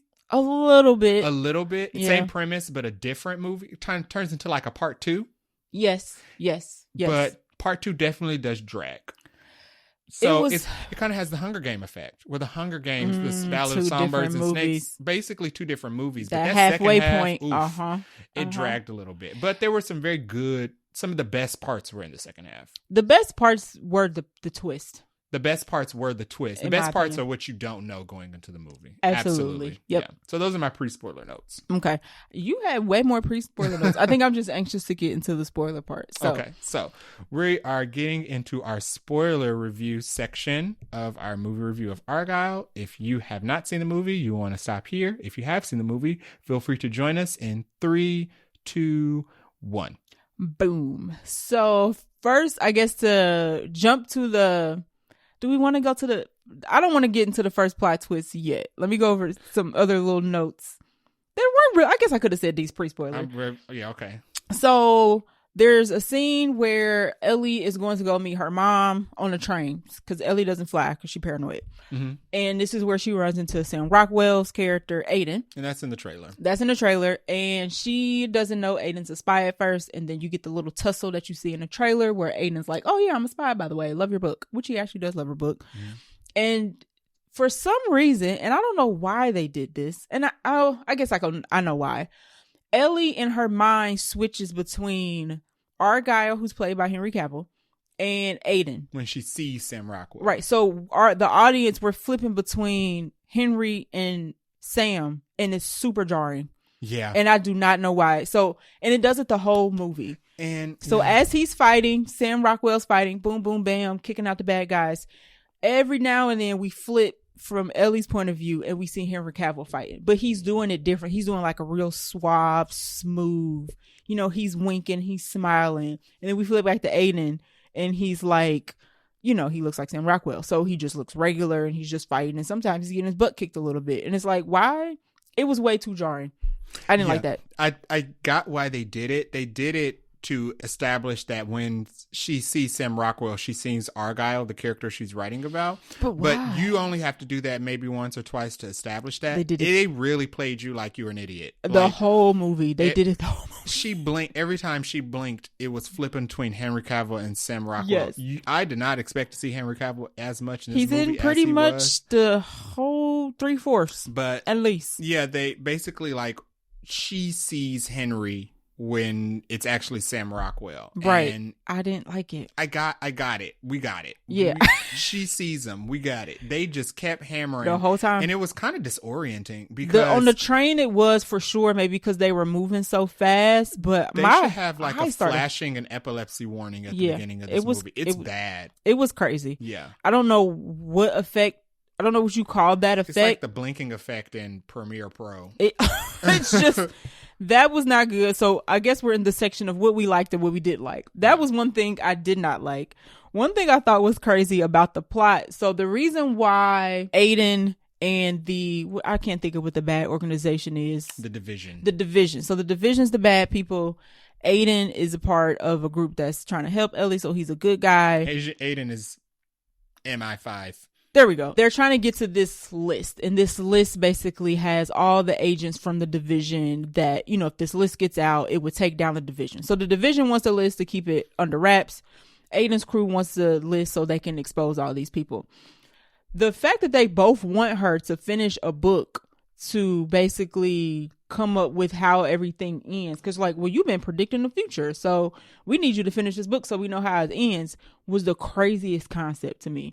Because they go to this park bench and Aiden's like, okay, write the last chapter. And she's like, excuse me? He's like, yeah, just write it. And then that way, that's how we'll know how it ends. And she's like, yeah, that's not how that works. Yeah. And I was just kind of like, y'all can't have a writer just be like, if you write this chapter, this is how this going to play out. And it's not a secret. Like, even at her book reading, somebody asked her, like, you know, a lot of people have noticed that the things you write about in your Argylle book, because she writes about espionage, right. And they're like, a lot of things you write about in your Argylle book have come to pass in the news, and you know, you're kind of known as like a prophet Arthur or whatever. And she's like, oh, you know, I don't do anything special. I just do research, and I notice patterns in the research and my interviews, and they seem to happen because my interviews and my research are based in real life. Really good. Yeah. I was just like, that seemed way too far-fetched. However, the fact that because they quickly turned it to, okay, well, what would you think you were right? And then they turn into like a detective stories. Yeah, and that I suspended my disbelief on. Right. Because there are actual criminal investigations where they have hired writers to help solve cases. Yeah, based on the behaviors of the serial killer or whatever. Good writers actually do research, do interviews, talk to people and notice patterns. But never to this extent. Where using like her to help made sense, but thinking she was going to write the chapter and that was going to be it, I was like, no, y'all, that's not how that works. But I suspended my disbelief. You're right. Even though it's ridiculous. It was. I already had that I like Sam. One of my notes was I like Sam as a spy because he was different. He was rude, but he was nice, but he was like, he was on mission. But the way he was like, okay, let me help you out. You know, you're afraid of flying. So he was nice to her. And then he'd be like, could you just chill out, have some alcohol? This is ridiculous. He wasn't goofy. He wasn't stupid. No. I like the fact that he was not a stupid, like he was funny, but he wasn't a goofy, you know, oh, let me flip and fall all over myself kind of spy. Yeah. I did like that. Let's get into the first plot twist. Ellie and Aiden are like in a hotel because they've ran away from the bad guys. And Ellie hears Aiden on the phone with who is talking to what we can tell is Samuel Jackson. Yeah, because they basically show us. Right. And he's like, you know, she's ridiculous. You know, she deserves a bullet in her head. Ellie deserves a bullet in her head. So she freaks out, takes her cat, leaves, calls her mom. Her mom and her dad show up to London. We're in London at this point to get her because she doesn't have like a passport or anything to get home. So they get to a hotel and it's just her and her mom at this point. And she's trying to explain what happens. And they found this book and the book's got like a lot of encryption and you got to decode it, whatever. So then they open the door because her dad knocks on the door or somebody knocks on the door. Her mom's like, oh, it's your dad. She's like, no, don't open it. So we open up the door and it's Bryan Cranston. Who's the leader of the division. Who's the lead up to all through the movie. We've seen him as the leader of the bad group, the division. And come to find out, it's her dad. Yeah. And we all like. Who's been sending these assassins to kill her. So we open up the door and we have that homecoming moment, Spider-Man homecoming moment. Where Michael Keaton, we find out, is not only Peter's girlfriend's or date's dad, he's also the villain. And you're like, wait, what is going on right now? So basically, her parents, we find out, are fake. Yeah, they're not her parents Sam at all. Rockwell comes in and shoots Catherine O'Hara. Sam Rockwell finds out where she went. I don't even know how he finds out where she was. No. Because she's ran away. Comes in, guns a-blazing, starts popping caps at people and putting bullets to people's heads. And she's like, what are you doing? Like, these are my parents. He's like, nah, dog, that ain't it. And then they end up leaving. But that is when the point, and we were like, what, an hour into the movie at this point. This is the point where it's like the plot twists start coming back to back to back. And that's what I liked about the movie is the different plot twists you didn't see coming. However, we could have cut out a lot of chunk of that in the first hour just to get to the plot twist, in my opinion. Like some of the dialogue was a little long. Some of the scenes we had with Ellie kind of like spazzing out and having moments where like, we got it. She's a neurotic. We don't need to see this over and over again. Yeah. A lot of the dialogue was just exposition. Yes, This you're right. is Sam Rockwell explaining the plot to Yes. us. This is Samuel Jackson explaining plot and backstory to us. This is Right. Bryan Cranston explaining the plan to us. And Yes. yeah, a lot of the dialogue was just exposition, but the first half, it's very strange. I don't know what I would have cut. I would have cut some of her scenes. Well, I don't know, because a lot of the beginning of the movie Some of the establishes scenes, her and establishes the characters and Right. what the plot is. A lot of my cuts would be in the second half. really, okay. I just thought some of the scenes were long. Maybe Yeah. that's what it was. Yeah. So maybe not cut a scene, but they could have been shorter and tighter. Yeah. I think like the whole scene. I don't know. I don't write movies. I don't direct movies, but I feel like some of the scenes could have been a little tighter, and that would have made the movie just shorter overall. The scene with before she tries to sneak away from Sam Rockwell, that could have been cut. Yeah, I mean, it could have been shorter. it could have been because we see him scratching the cat or the cat scratch. Like we don't. What.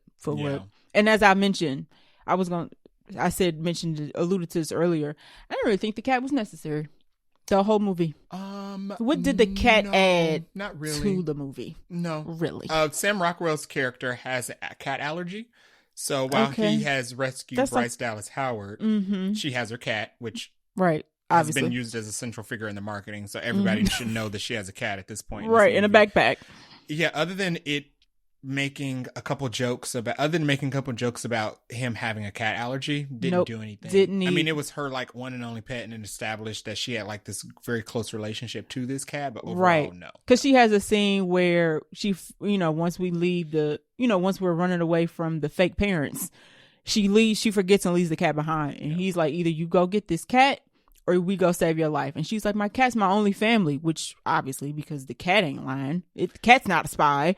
Cats make money. They put cats in video games. Right. They put cats in movies, and cats put butts in seats. Yeah, I guess so. So to me, the cat was nothing that I felt added any depth or addition to them. It was just cute. It was a cute thing to add to a movie. Yeah. All right. And a lot of it was CGI. The cat's doing stunts. A lot of the cat was fake, which is obviously not the real cat. There was a scene where they throw the cat off a roof and landed on a crash pad, and I'm like, see, humans, yes, cat bones, no. Right, cat bones would shatter on a crash pad. Not only does he land on a crash pad, after they jump off and land on it, the cat flies up in the air, and then he catches it. So it's like a cat jumping 20 stories into human hands equals dead cat, not live cat. Right. Ain't enough lives to be surviving any of that. Right. All right. So another thing. So I don't know if we want to say anything between the first plot twist and the second plot twist. Okay. So the second twist is the biggest twist. Right. So after we escape the fake parents, we go to a countryside, and this is where we meet Samuel Jackson. And Samuel Jackson is good in this movie. He's Nick Fury. I was waiting for him to turn bad just because I thought that was just how they gonna do it. I was like, watch, he gonna be a bad guy. But he's not. He's good the whole movie, which is cool. We find out that Agent Argylle is actually Ellie. Yes, Ellie is Agent Argylle. Ellie had amnesia and was Agent Argylle. Her real name is... I don't even remember what her real name is. Agent Kyle. Argylle.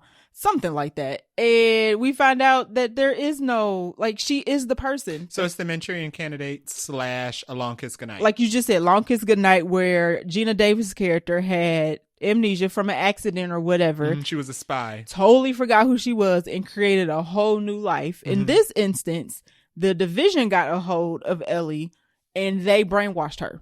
Into making her, instead of recruiting her. Yeah. They brainwashed her and made her believe she was a writer. Yes.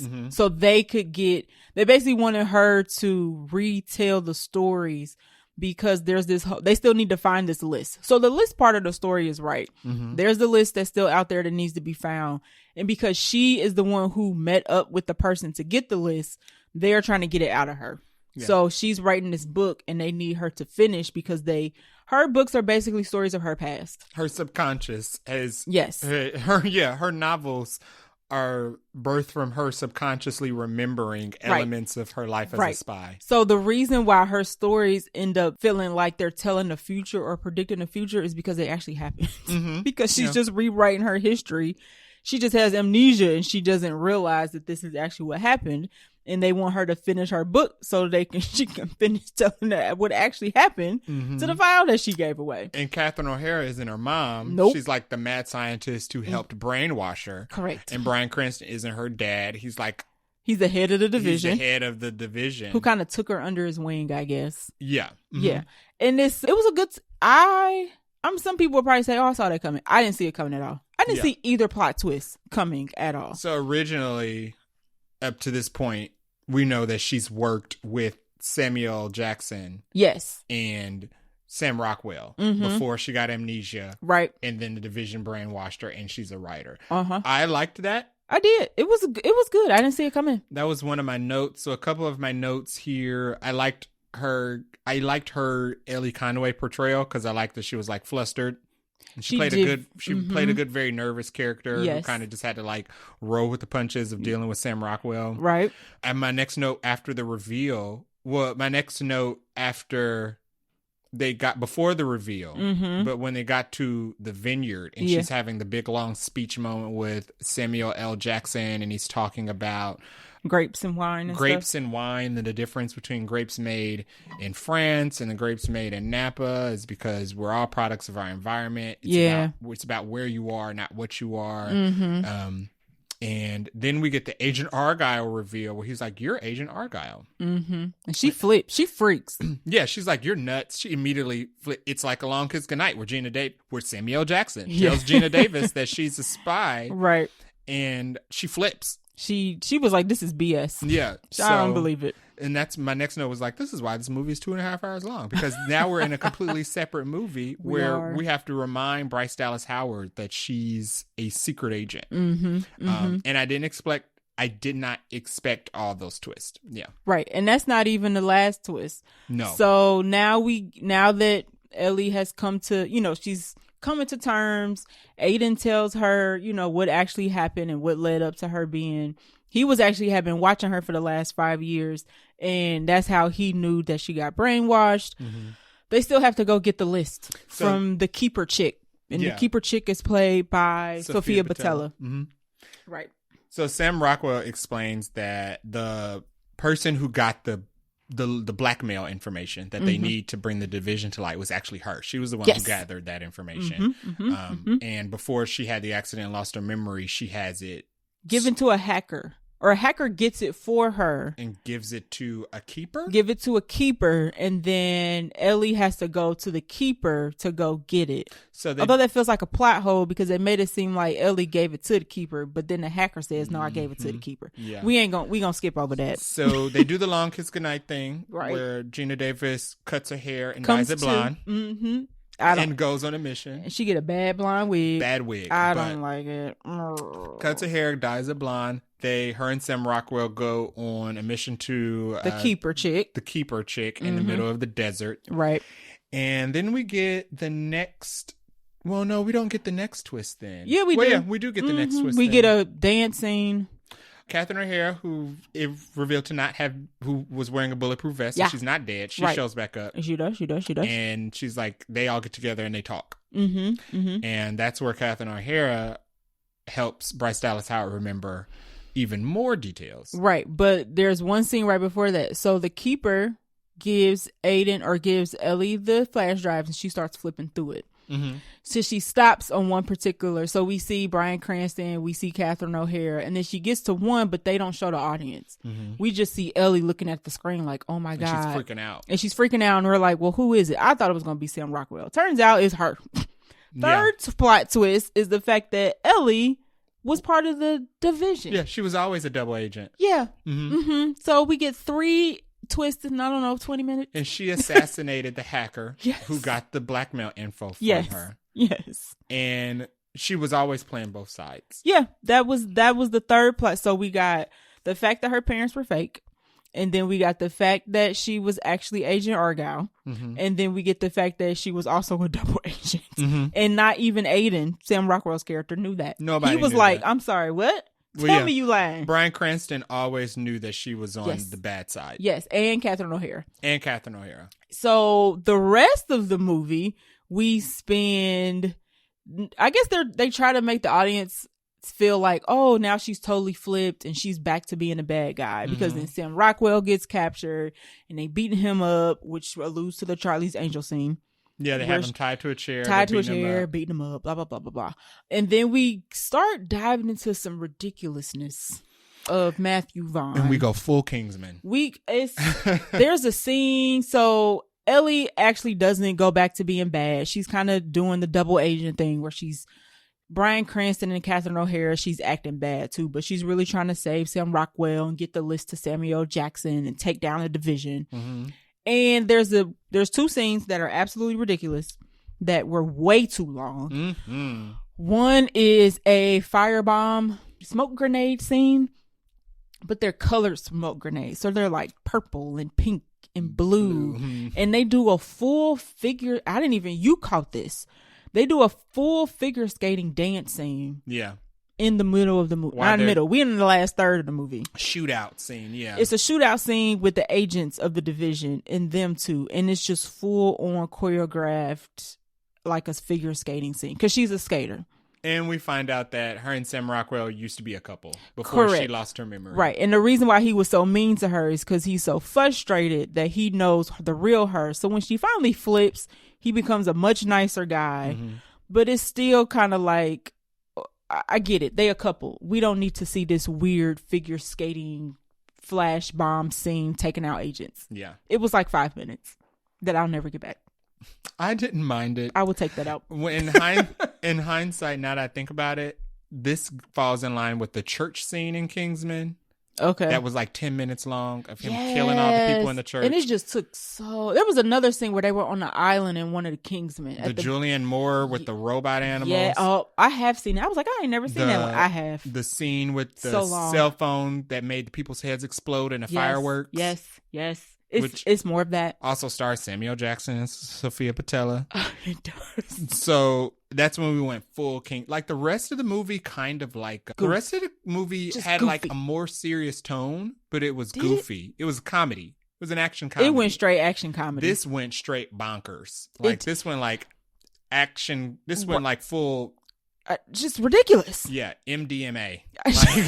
On acid. Yeah. Don't take this and smoke. Like, don't smoke and then go watch this. Don't even have alcohol. You're going to trip. Yeah. So that's not even that's kind of like second most ridiculous, because they escape the agents. We get to another scene where we're on an oil rig vessel. Yeah, ship. We find out Bryan Cranston's base is on a oil boat. Yeah, not an oil rig, a oil boat. Yes. Whatever. Okay. So they start shooting out. We realize there's oil spilling from everywhere. So they need to stop shooting because oil's flammable. Duh. Yeah. So we get this long, Ellie's an ice skater, which we just come from an ice skating scene. I mean, was she? Whatever. Because those were fake memories. That's what she said. And so she's asked Hayden, like, are those memories real? He's like, yeah, you're a pretty good skater. So she turns into Tanya Harding. Yeah. And like murderous. Exactly. And starts figure skating on the oil to kill the next slew of agents. And that's not how skates or oil work. She don't get no oil splash on her to the end, and it's only on her neck, not her knees, where she like knee deep in the, she has to like kneel at one point in the oil. The oil, we're talking CGI'd. Ivan Ooze level of CGI oil. It's so bad. The most fake oil I've ever seen in a movie. Like green screen and floor. I was just kind of like, y'all could have not done this. That could have been one thing. No. Two, if you're going to do it, like, at least make it look a little realistic. Throw some oil on her. Make it look like she never got dirty. She should have been covered. And this is black, thick, crude and, oil. In those scenes in movies where, like, somebody has a samurai sword and they cutting everybody up in blood. I mean, they literally covered head to toe in blood. This should be like Kill Bill levels. She should have been covered head to toe in her ugly blonde wig. And that dress. In oil. And she's like, she's pretty clean. Mm-hmm. All she needs to Kleenex to like wipe her neck off.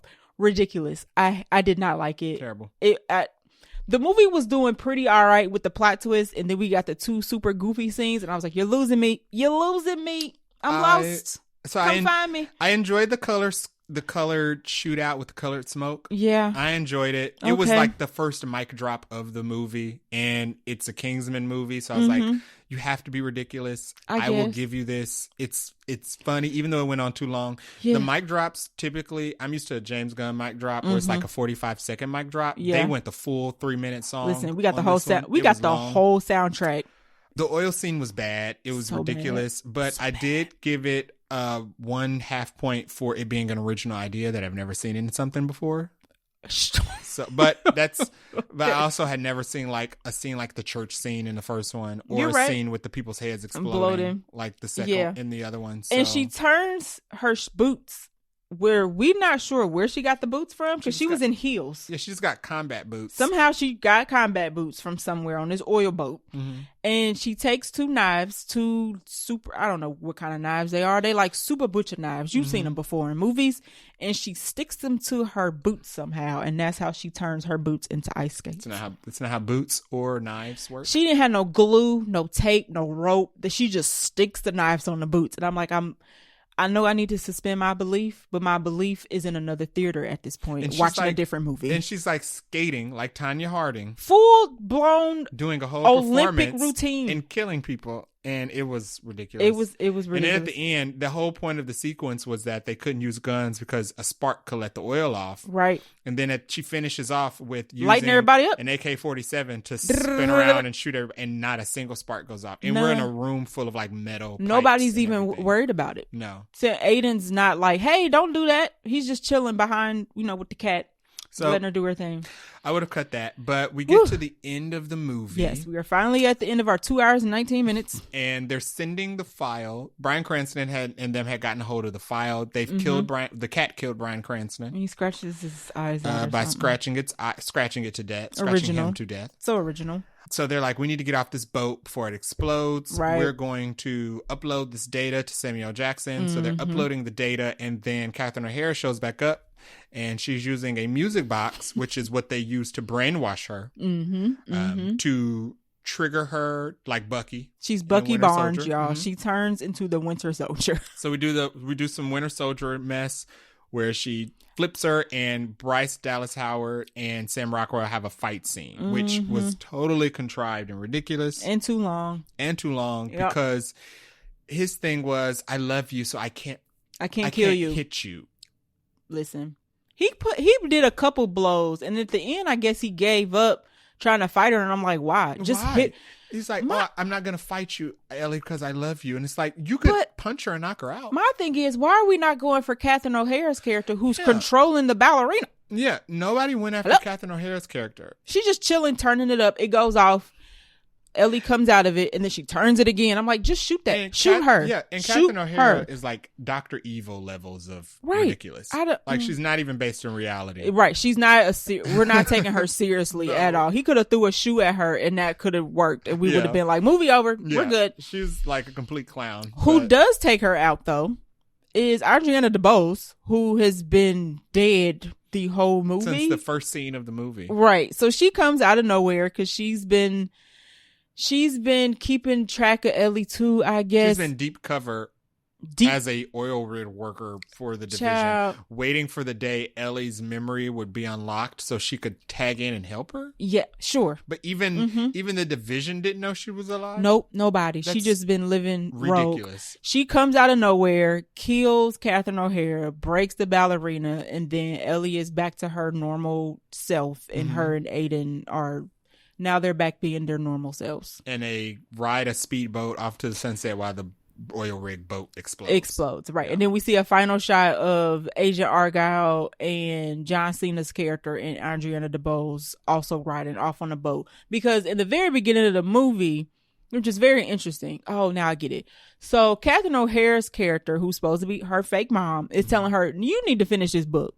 And I leaned over to you and said, oh, she's trying to keep the book going because, this is her baby. This is her franchise. Mm-hmm. If she ends it, she won't have, she got to start over. She won't have anything. That wasn't an element at all because I thought it would be too. But well, it kind of was because the reason why Catherine O'Hara was trying to get her to finish the book is because they needed to know where this list was. I thought Ellie was taking forever making the last book because she didn't want to let go of the character. That too wasn't even an element. Yeah, you're right. That too. But riding off in the sunset for Argylle and John Cena's character was basically saying she's now finished, you know, the book, the chapter. And we end the movie with her at a book reading for the very last book, saying basically how she's reading out how the movie ends. Rides off to the sunset. He doesn't have to worry about being an agent anymore. And now he's happily ever after, yada, yada, yada, yada, yada. And that's pretty much the end of the movie. We get Sam Rockwell sneezing because of the cat again. That joke's dead to me at this point. I don't care. Like, get an allergy shot, dude. Pretty much everybody lives happily ever after. Pretty much. We get Henry Cavill again playing a fan, but he looks really bad with a really bad hairdo. He has like a mullet. Like a Jerry curl mullet. Didn't get it. I looked it up and some people said, oh, this is kind of alluding to the fact that maybe she was actually writing about a real agent. And I'm like, how? No. If she was Agent Argylle. If she was the agent. They drove that home for the whole second half of the movie that she was Agent Argylle. They literally dressed Henry Cavill up in an even worse wig that he had earlier in the movie.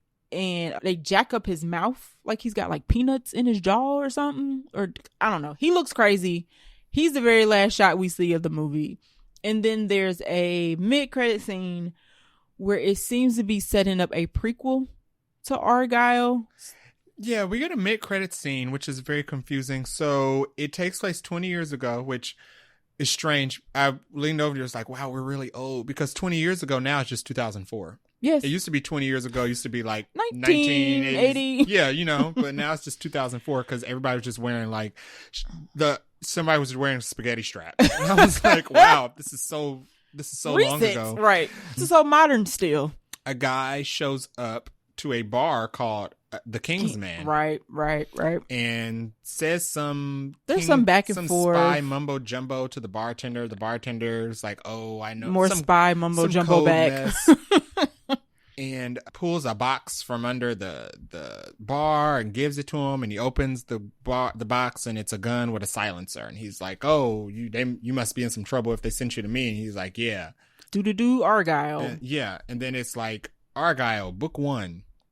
Yeah, so and it's supposed to tease like a movie about the first book. Yes, I think we're gonna get a prequel of the backstory of Argylle's the character from the book. That's weird. But I don't know why.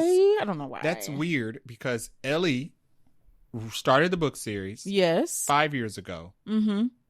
And it says it takes place 20 years ago. Yeah.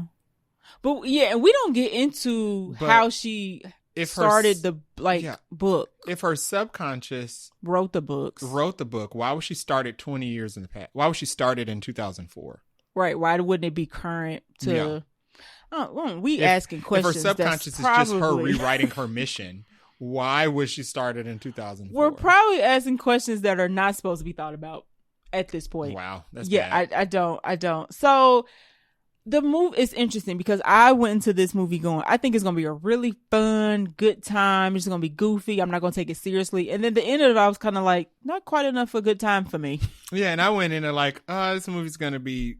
I had the same feelings, but mine were for negative reasons. Right. But then I came out, I was like, it's entertaining. So you seem to enjoy it more than I did. I liked it. I liked this movie. I like the middle. I didn't think it was bad. I like the middle third. The first half was too slow, or first third was too slow. No, the first third had too much going on and they could have trimmed the fat.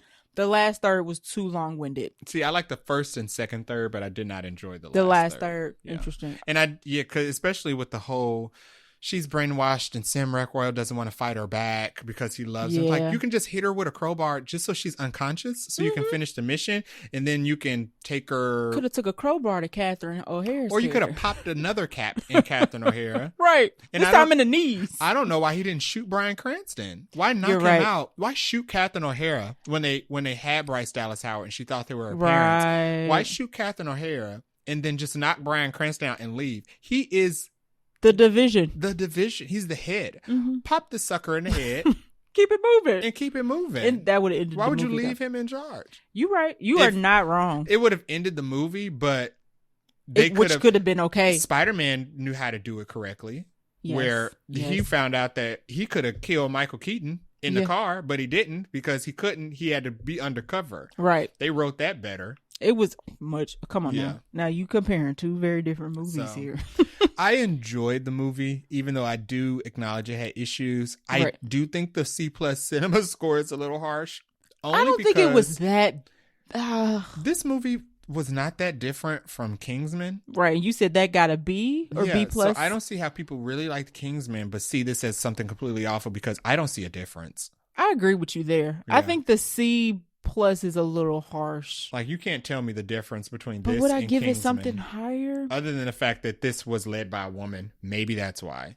But. Well, and I mentioned to you that it was mentioned on Twitter that some people might not like to have been tricked, quote unquote, because if you're going into this movie, you would think Henry Cavill's like the main person, and then you pretty quickly find out it's not. It's Ellie. Like, it's Ellie's character's story, and you even find out that Ellie is Argylle. That makes sense then. I mean, I thought it was clear that Henry Cavill was a book character. Right. But I guess people did not know that. And I guess that's fair. People still go into these musical movies and not knowing they're musicals. So when it's maybe the general obvious. audience really doesn't pay attention to trailers. Maybe they just close their eyes and ears. Okay. Because there's no way you didn't see that. Listen, y'all, if anything a trailer gonna do, it's gonna tell you the basics of the plot. Yeah. I feel like. So pay attention. Who would we recommend this movie to, though? If you like The Kingsman, I don't see why you would not like this movie. Yes. If you like Matthew Vaughn movies, you're probably you're gonna enjoy this. Mm-hmm. If you don't like Matthew Vaughn movies, don't There's no do difference other than the cast, and I mean some of the cast members are the same. Mm-hmm. This is a Kingsman movie. It even alludes to the Kingsman several times in this film, and in the after credit scene. So if you like this type of film, you will enjoy this. If you don't like this type of film, you probably will not. I don't think that's saying anything bad. Favorite line or scene would be that mine is the Argylle reveal, that she is Agent Argylle. My favorite scene, yes, I would agree. Yeah, because I didn't see it coming. I didn't see it coming, and I like how she flipped out. Yeah. She was like, this is, like, she literally does not believe it. And she going off on both Sam Rockwell and Samuel Jackson. Like, get me out of here. Yeah. Right. She's like, get me out of here. This is bullcrap. I don't believe none of this junk. Y'all talking a hot mess. So that would probably also be my favorite. Final words about the movie and our rating. If you like The Kingsman. Yeah, I was going to say the same thing. Go see it. I wouldn't see it in theaters, I don't think. Only because that second half is really long. It's just a long movie overall. It's a long movie overall, but that second half is really long, and it doesn't need to be seen in theaters. This could have been a good 145. It could have been. It's under 2 hour How long joint. was A Long Kiss Goodnight? It could have been a good, just real tight, concise, still funny, still had your quirky oil and flash bomb scenes. You could have had all of that. You could just trim the fat, in my opinion. A Long Kiss Goodnight was an hour and 20 minutes. Boom. They could have achieved that in an hour and 20 Only minutes. An hour and 20 minutes? My God. Yeah. That movie moves. Cinema. You're right. Cinema was cinemaing back in the day. Listen, if you do want a movie about espionage and spies and amnesia, Long Kiss Goodnight. Mm-hmm. Yeah. Although we technically spoiled it, but you could still go see it. Long Kiss Goodnight is still a great movie. It was on TV. Shane Black. It's a holiday movie.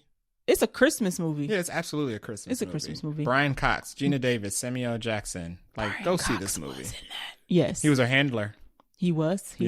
Good movie. Good. Great. You know, her daughter played a good role. And her husband, her fake husband. Everybody in that movie was great. Listen, if you don't want to go see this, take our recommendation and watch Long Kiss Goodnight. Find it somewhere. I don't even know which streaming platform that movie is on. Yep. See, another example of need to have something on DVD because I have no idea where I would find that movie.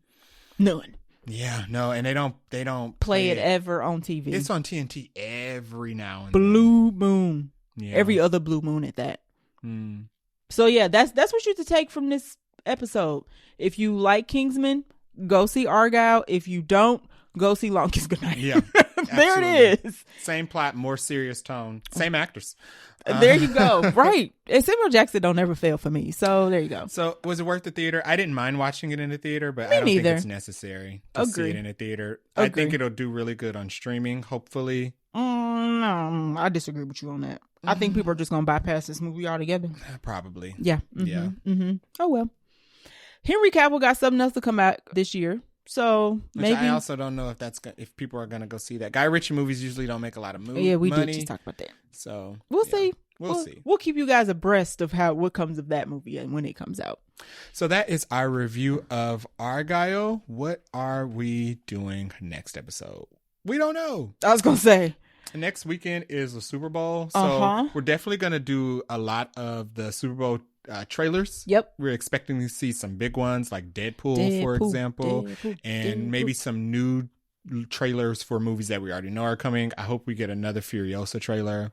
I hope we get another Madam Web trailer. Why? Because I just would like to see more Madam Web. Okay. They ain't got no budget for no Super Bowl movie. Have you seen the trailer? You think they got a budget for a Super Bowl ad? I don't know. They got the budget to make that crap. That's all they got. They're still making El Muerto. Did you see that? It's back in production. Don't believe that. So they said it's back in production. So sure it is. So is Black Superman. If we come to a decision on a movie that's worth seeing, we'll definitely do a review for it. But hopefully we'll have so many Super Bowl trailers and we might thoughts just and theories that we can just cover that. Yeah, we might just do a quick. I already cursed it. I said quick, and it ain't gonna be quick. We'll do a Super Bowl super episode, Super Bowl trailer super episode. Yeah, that sounds right. Okay, so thanks for listening. If you like our show, please share it. You can leave us a review on Apple Podcasts or on our website, vaguelynerdy.com, where you can also leave us a voice message that we can play on the show. Please be nice. Mm-hmm. You can follow us on Twitter at vaguelynerdypod or IG at vaguelynerdypodcast. And you can reach us at vaguelynerdypodcast@gmail.com. Until next week. See ya. Peace.